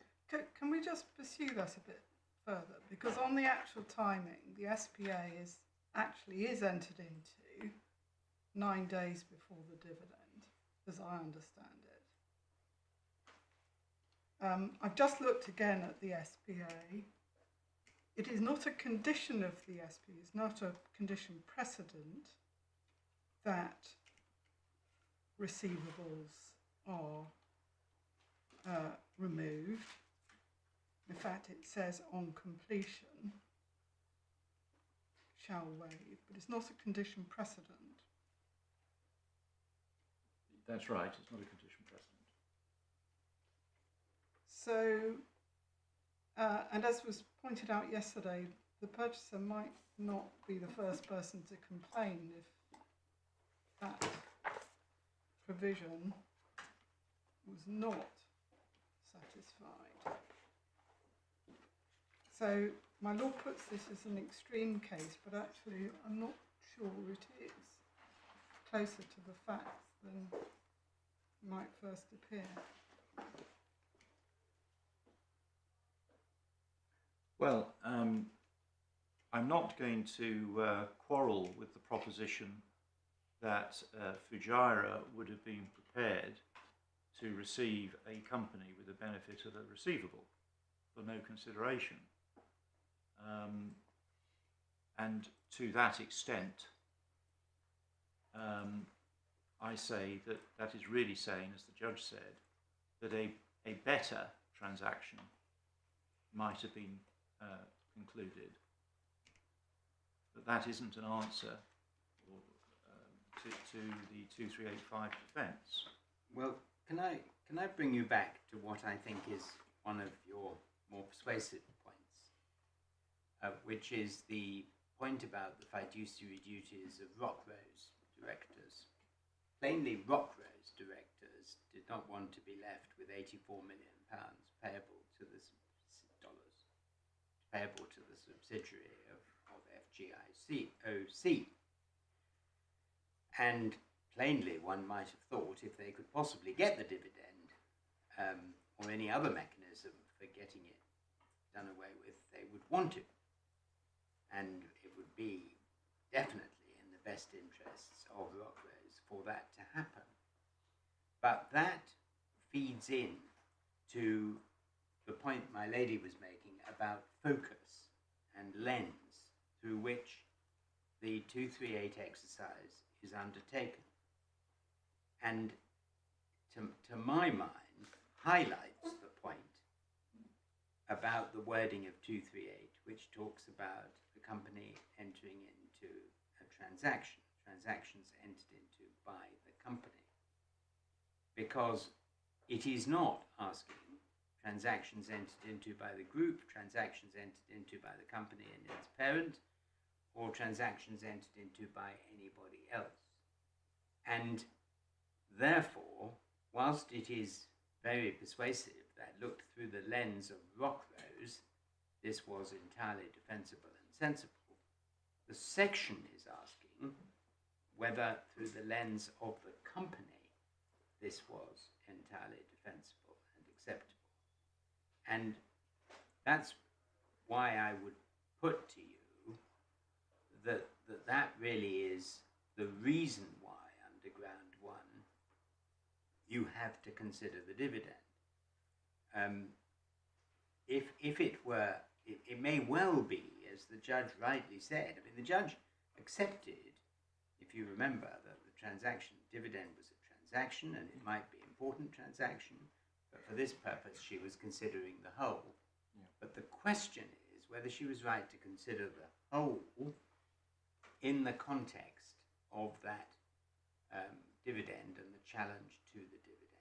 And that's where I think the focus is necessary and where the lens through which you look at it is directed possibly by the section. Now, I was struck by that when you said, made, as I say, the persuasive position that Rockrose would definitely think this would be in their interests of their company. Yeah,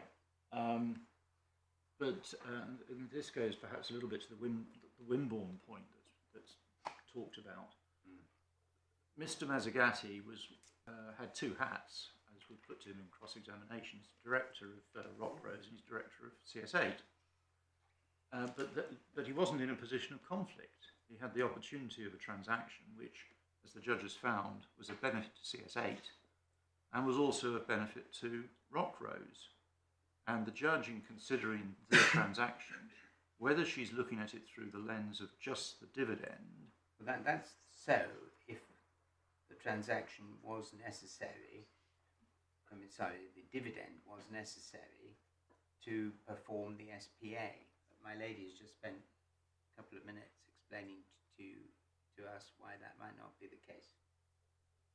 Well,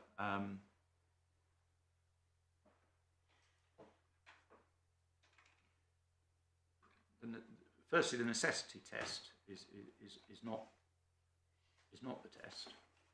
No, it's not a test. It's a factual question. Well, Was that dividend declared in order to, in any way, facilitate the sale, which was for the benefit of CS8? Answer: probably not. well, the question is, whether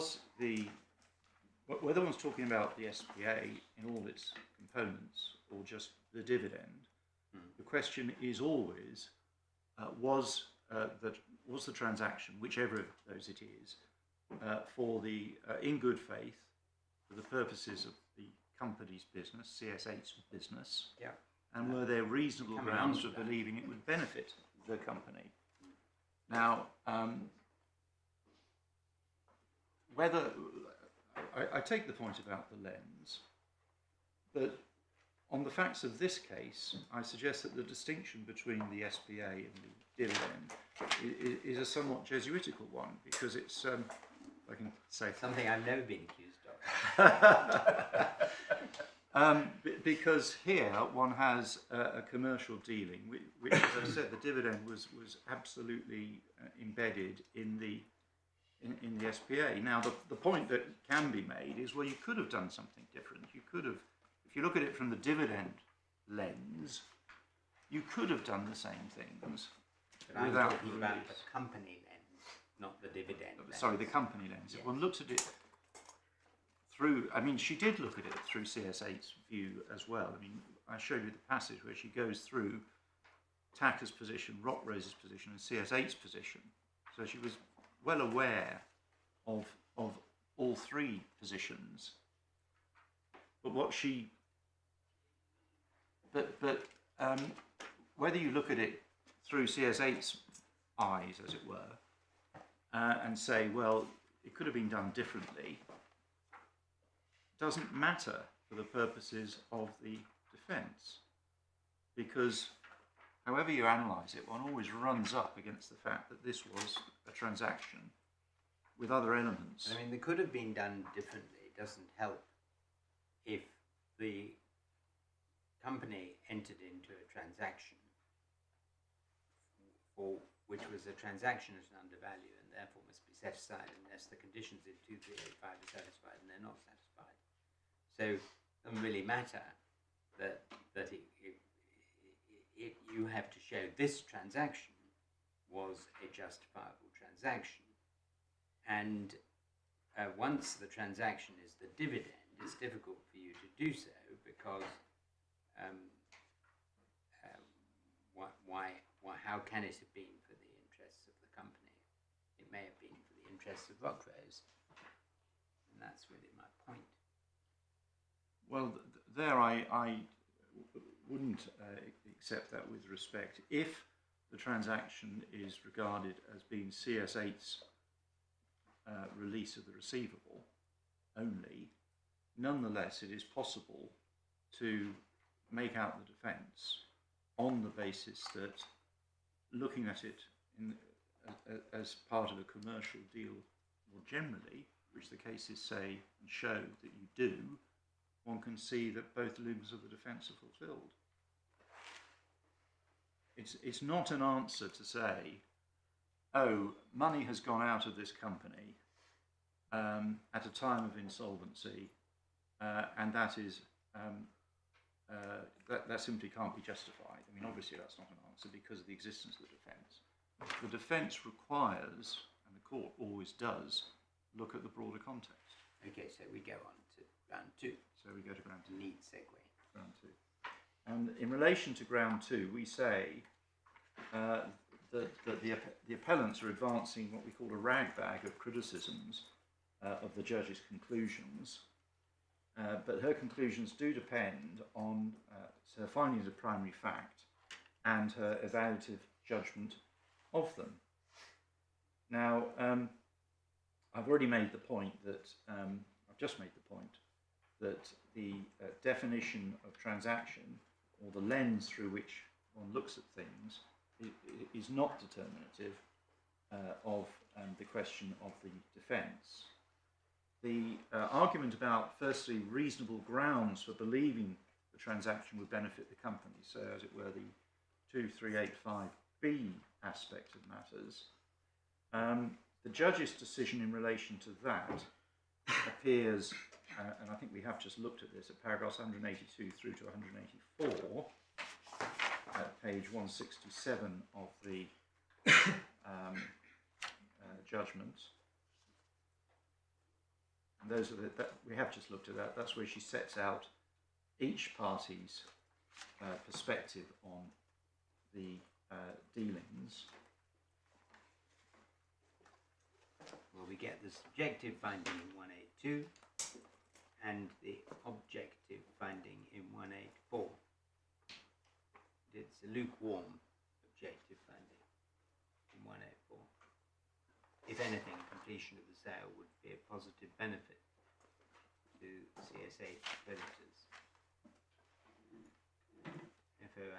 FIOJGC would be providing DSA security standing behind the company. Effectively, business as usual.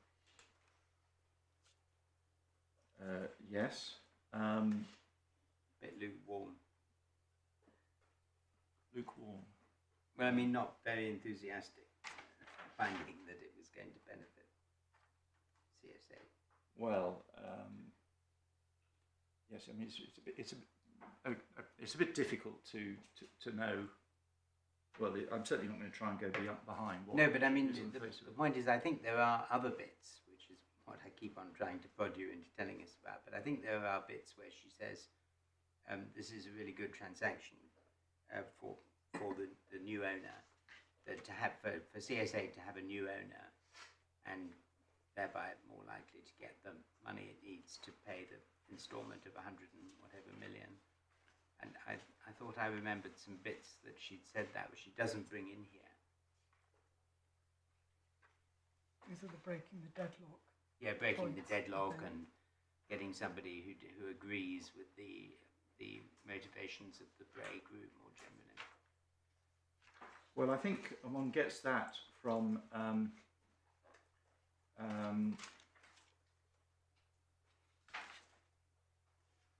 well, she deals with the guarantee at paragraphs 180 and following.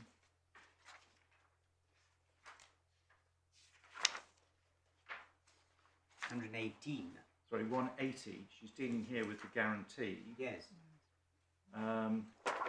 Where she has decided that it was reasonable to believe that the guarantee that was going to be offered by Fujairah itself was going to be accepted and acceptable.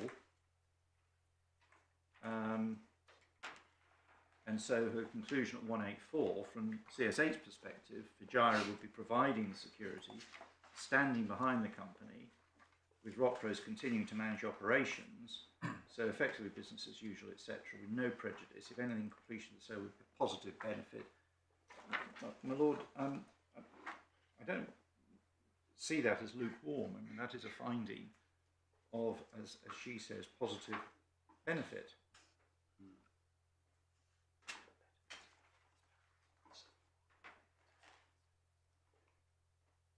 Go back to 171.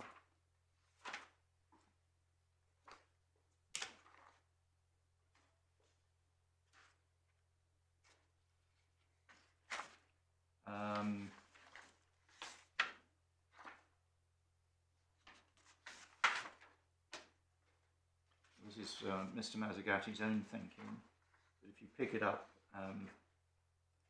about halfway in to the paragraph on page 161, this is Mr. Mazzagati.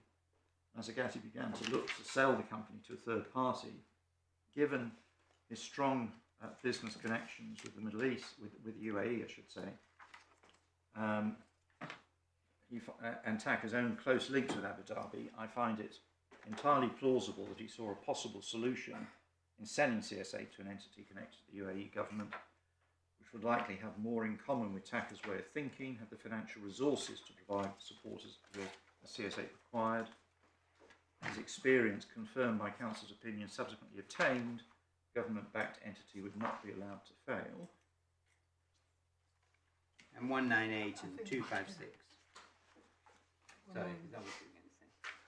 198 and sorry, 198 and 256 do provide findings that she says at 198, I find and hold the sale to FIOGC was agreed for a legitimate commercial purpose, namely to break the deadlock with TAQA to enable the provision of the required DSA security. The transaction is not conceived prejudicing creditors, and then at 256 she says the same thing.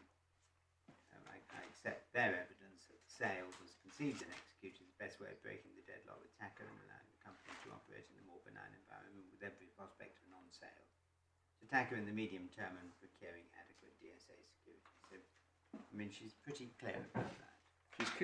She's clear. Those are her conclusions, but of course they're drawn from all of the primary facts which she's already set out. Yeah, but I think you're entitled to point to those as being a hurdle for the claimant to have to overcome, even if it wins its main point. Yes, well, I certainly, of course, do. Well, I'm sure you do. So we're on the reasonable grounds question, and we've seen what the judge found about that. The first point made by the appellants is if the dividend's a transaction, then all of this is all of these findings about reasonable grounds to benefit must fall away, and we've discussed that, and we say that that's not right. This isn't a discretionary decision; it's a factual decision. I also dealt with the point, or we've talked about the point, something that if one focuses on the dividend, it's possible that a different transaction could have been entered into. We say the answer to that is 2385B does not require that the transaction be either the only transaction or indeed the best transaction for the company. It is only requires that there be reasonable grounds to believe it would benefit the company. And as we've seen, we have the findings in our favour on that. The appellant then picks up at paragraph 51 of its argument, page 32 of the core bundle, the references to cash-free and debt-free, the references of the judge that it's usual practice and not inherently improper rather. We have, I think, debated that now, and that those observations were made in relation to Mr. Jenkins' evidence in particular, but in the context of an attempt to prove nefarious intent for the dishonesty aspects.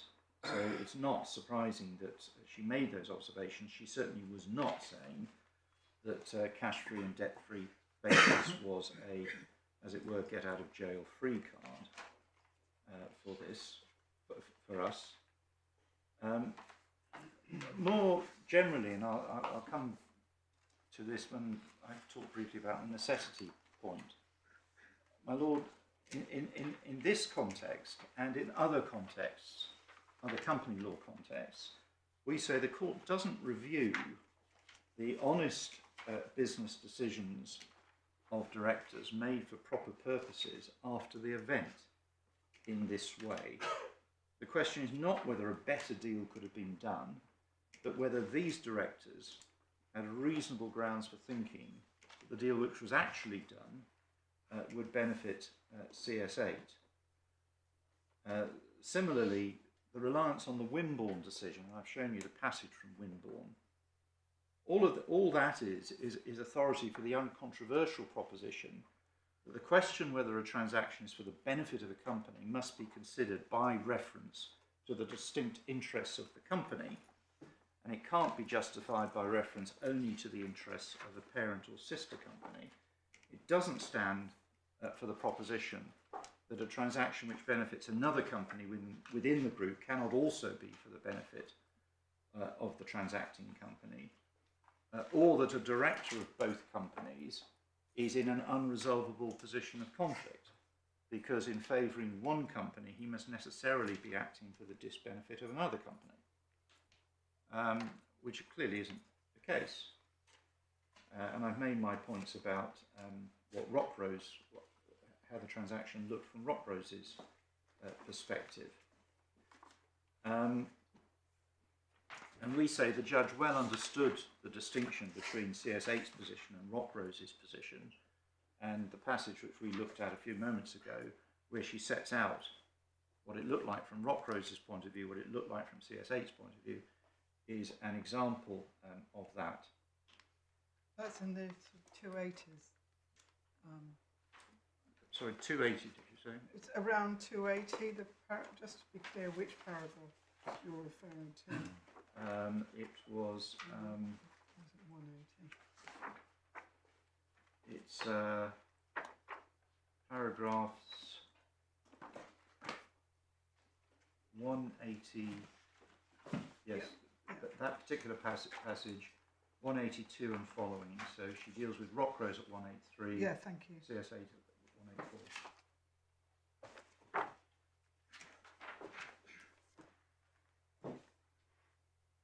Various attempts are made in paragraphs 51 to 53 of the appellant skeleton to cherry pick bits from the judgment to suggest that the learned judge confused the points. I think I've dealt with most of those anyway.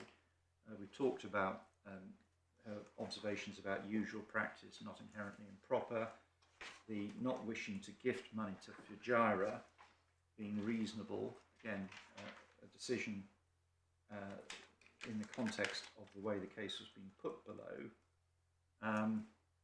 and the argument about the dividend was not necessary, or the deal could have been done without the dividend.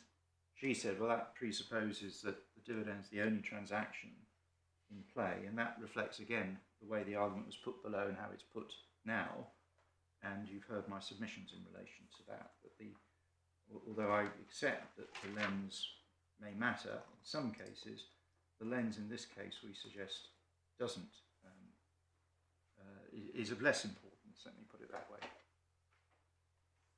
My Lord, I then come to the so-called knockout blow, which is the Delaware law point, which is dealt with in the appellant skeleton between paragraphs 55 and 62. And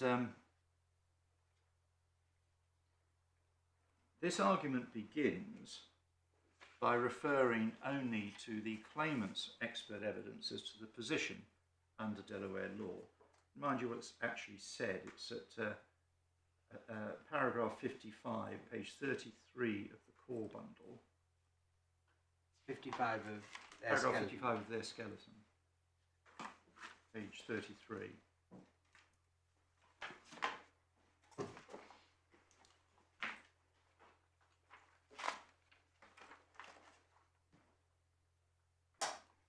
And you'll see that,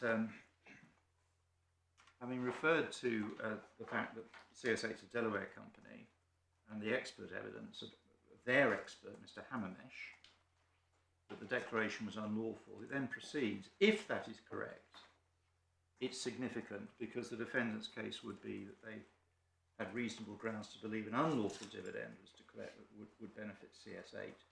Now, the problem with that, again, I think as was spotted or acknowledged in friend submissions, is that the judge didn't find that the dividend was unlawful under Delaware law. She declined specifically to make that finding. It's paragraph 267 of the judgment, page 202 of the core bundle.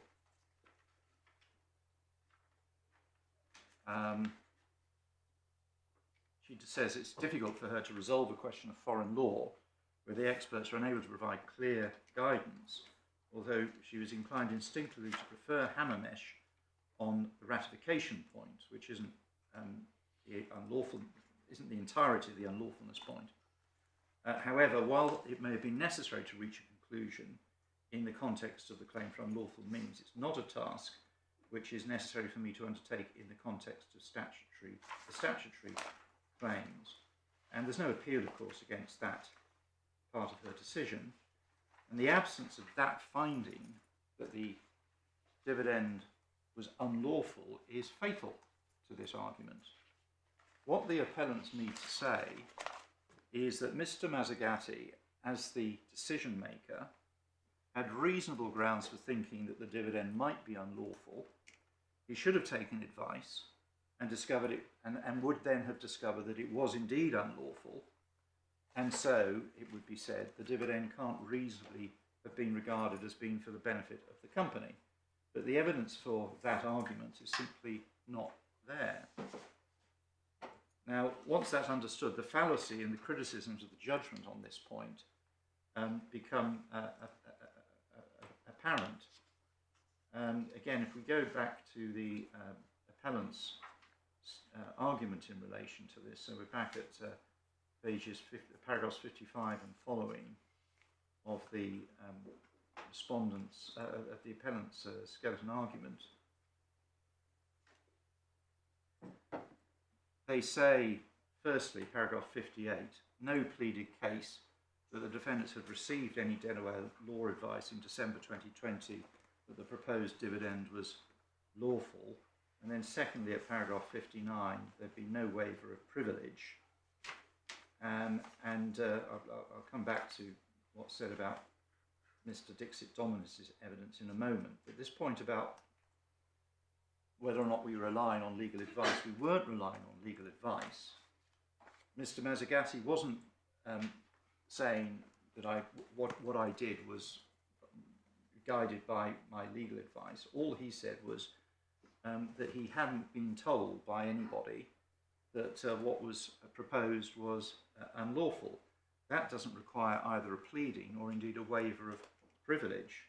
The burden was on the appellants to plead that he knew or should reasonably have known that the dividend was unlawful and point to some material to make that good, and they failed to do so. Now, my lords, my lady, the reason why this question of the lawfulness of the dividend for the purposes of the 238 case was not really focused upon, it was because the unlawfulness of the dividend under Delaware law was not pleaded as a basis for unreasonableness under 2385. It was pleaded as an element in the unlawful means conspiracy. If one goes to the particulars of claim in the bundle and pick it up at firstly paragraph 11.8, 11 subparagraph 8, where there's a summary of the claim. Which page? Page 217.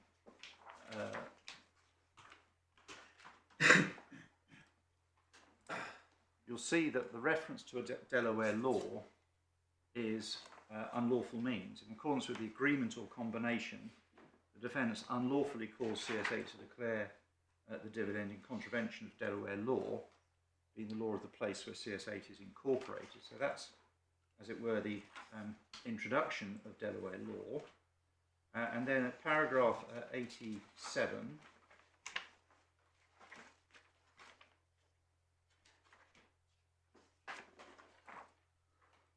you'll see what is pleaded in respect of the purpose of the transaction.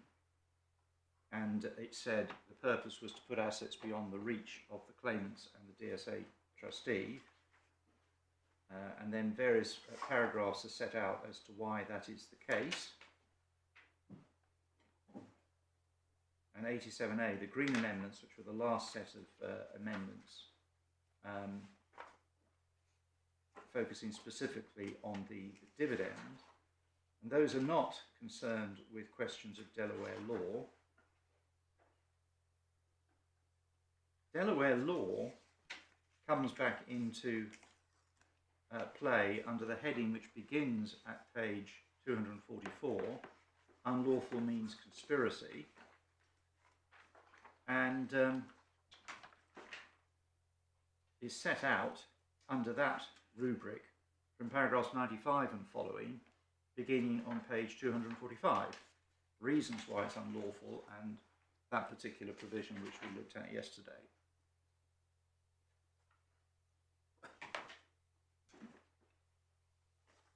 And those matters are all joined issue with in the defence. I don't think I need to show you that. But the point is, on the pleadings, it wasn't said that the 2385B defence must fail because the Delaware dividend was unlawful. Now, I should say that when we got to closing, it was said, albeit not, I would suggest, very prominently, that they were going to rely on Delaware law in relation to the reasonableness question. And if you go to the second supplementary bundle, which now contains the written closing of the claimants, page 114, you'll see paragraph 253, they make the point about Delaware law. And that, I think, is what became the knockout blow in the judge's language.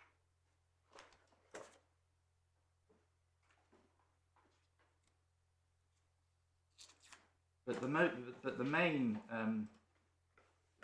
comments about the Delaware law come again at page 130 within that bundle, paragraphs 290 are following,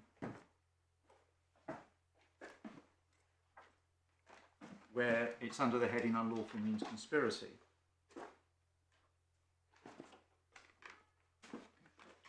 So, I mean, the consequence of that is that it wasn't put squarely, and I have checked the transcript on this, it wasn't put squarely to Mr. Mazzagatti, or indeed to Mr.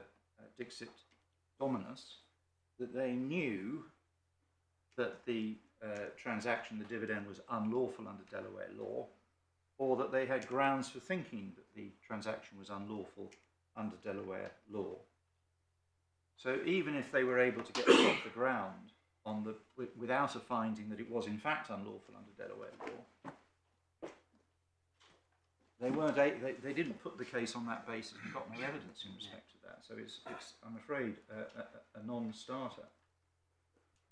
And similarly, the third point made in the skeleton about Mr. Dixit Dominus's position about knowledge of the negative value of CS8, that also collapses in the absence of a finding that the dividend was unlawful. My lords, we then come to the question of, for the purpose of carrying on the business of CS8, dealt with in the appellant's skeleton at paragraphs 63 through to 69, second limb. My lords, this limb is largely subjective. It's concerned with the purpose for which the company entered into the transaction, which in this case means really what Mr. Mazzagatti intended. He's the moving force. I accept that there is an objective element in the sense that once it's established that what the subjective purpose is, then there's an objective question as to whether that is a business purpose of the company. But a number of the cases talk about this limb being purely subjective, or saying it is subjective.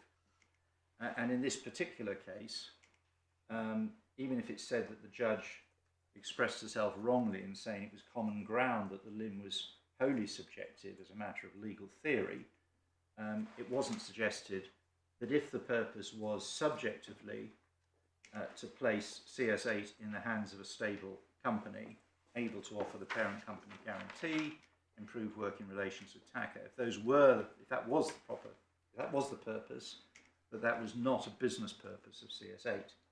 So in this case, again, there's nothing in the distinction between subjective and objective elements.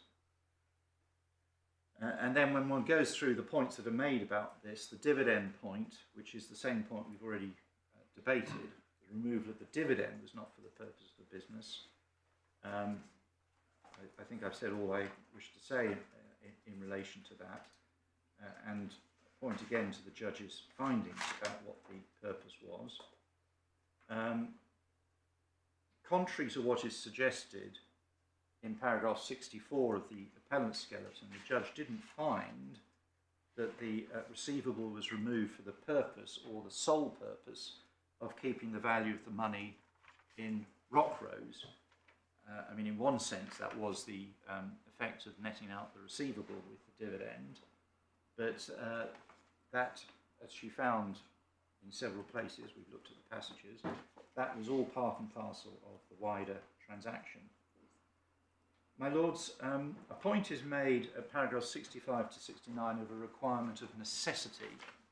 Now that wasn't developed by my learned friend in his oral submission, so I hope I can take it quite shortly. It is, with respect, obviously wrong, and it's not supported by the Lord and Sinai securities case that's referred to. Very briefly, if the intention had been to introduce a requirement of necessity, it would have been done in the section, and it wouldn't have been difficult to do it. As this court will know, there are a number of places in the Insolvency Act where there is a test of necessity. For example, Para 13 of Schedule 4, which deals with the power of a liquidator, confers on him power to do all such other things as may be necessary. Similar sort of power conferred on the administrators of a company by 59(1) of B1. So if the draftsman had wanted to do it, they could have done it. Secondly, it introduces a necessity test, which is a more stringent objective element into the assessment under 2385A, an objective element which would expose the decisions taken in good faith and for proper purposes to an external yardstick. Now that would be a significant substantive change in the legislation, which doesn't appear there. It also would be an invitation to any aggrieved creditor to re-litigate the director's decisions with the benefit of hindsight. And I suggest it would be a litigation of a kind which the court, in other contexts, is singularly unwilling to countenance. So, for example, when it's said, when an administrator seeks directions as to how he should conduct the administration, the court is generally unwilling to give directions on the basis that it's for the administrator to decide how the administration should be conducted and how best to achieve the purposes of the administration. And similarly here, the court would find it, I submit, difficult to reassess directors' decisions which otherwise fall within the terms of the defence by some kind of necessity measure. The third point in relation to this is it's clearly contrary to the structure of the section, which proceeds by way of two stages. Was the decision taken in good faith and for proper purposes? The subjective element as to good faith and what was the purpose? And then secondly, reasonable grounds for believing there would be benefit, which is the objective element. The reference or the criticism of the judge for referring to Abliazov, all she refers to in relation to Abliazov is that it shows that you don't introduce words which aren't there into statute, which I can't believe is a controversial proposition.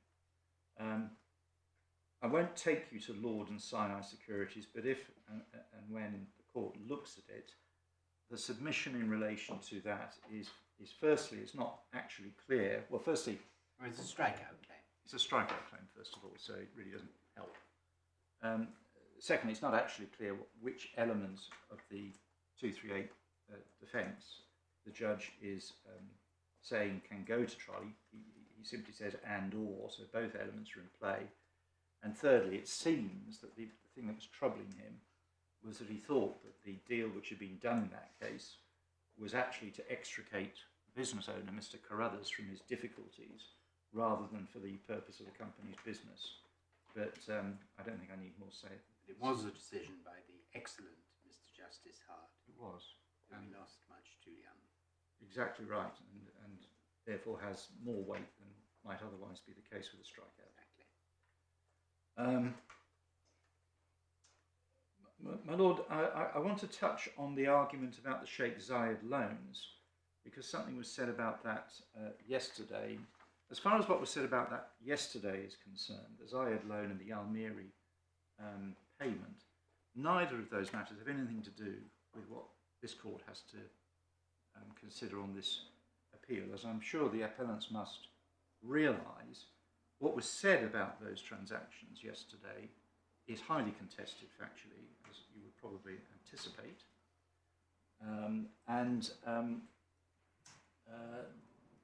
As far as what we've been told, these are the two introductory points yes, we're talking about. Well, I feel, in fairness, I should make these points in open court because points were made in open court on the other side about them. Yes. They're highly This contested. is the 6 million dirhams 6 million dirham payment to and Mr. the loan from Zayed. And the loan from Zayed. The third point, answering what my Lord the Master of the Rolls asked, we haven't received a letter before action about an application to set aside judgment for fraud or anything of that sort. What we've received is a number of letters asking questions about these matters, the same questions several times in fact, coupled with statements that no allegations are being made about these matters at this stage. So that's the state of play in relation to that. And I suppose they're thinking in terms of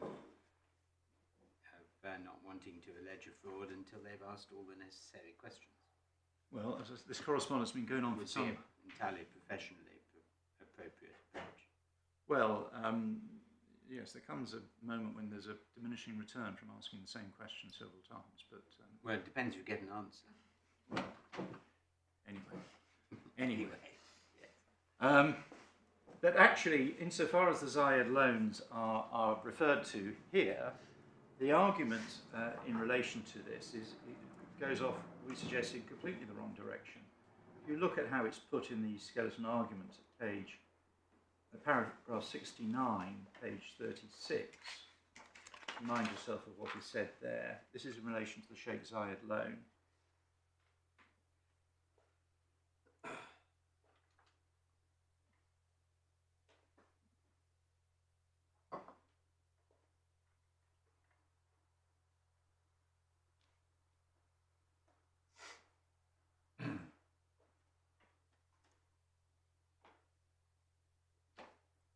Yes, I suppose that was earlier on.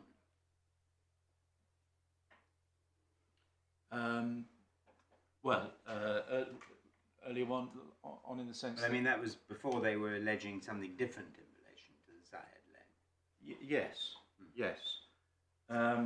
Well, it is a point that although they say that their latest position about Zayed is of critical importance, of course, below they were positively asserting the Zayed loan was genuine. But anyway, putting that to one side, the point here is it's not said that the existence of the Zayed loan caused the sale transaction to be unnecessary or that the sale transaction would have gone off. All it's said is it would have given a bit more time for a bit more due diligence to take place. So we don't understand why it is said that the Zayed loan has any bearing on the argument that the transaction was not necessary. That finally takes us to good faith, but the final element, paragraphs 70 through to 71 of the respondents, keep calling them the respondents, the appellant skeleton argument.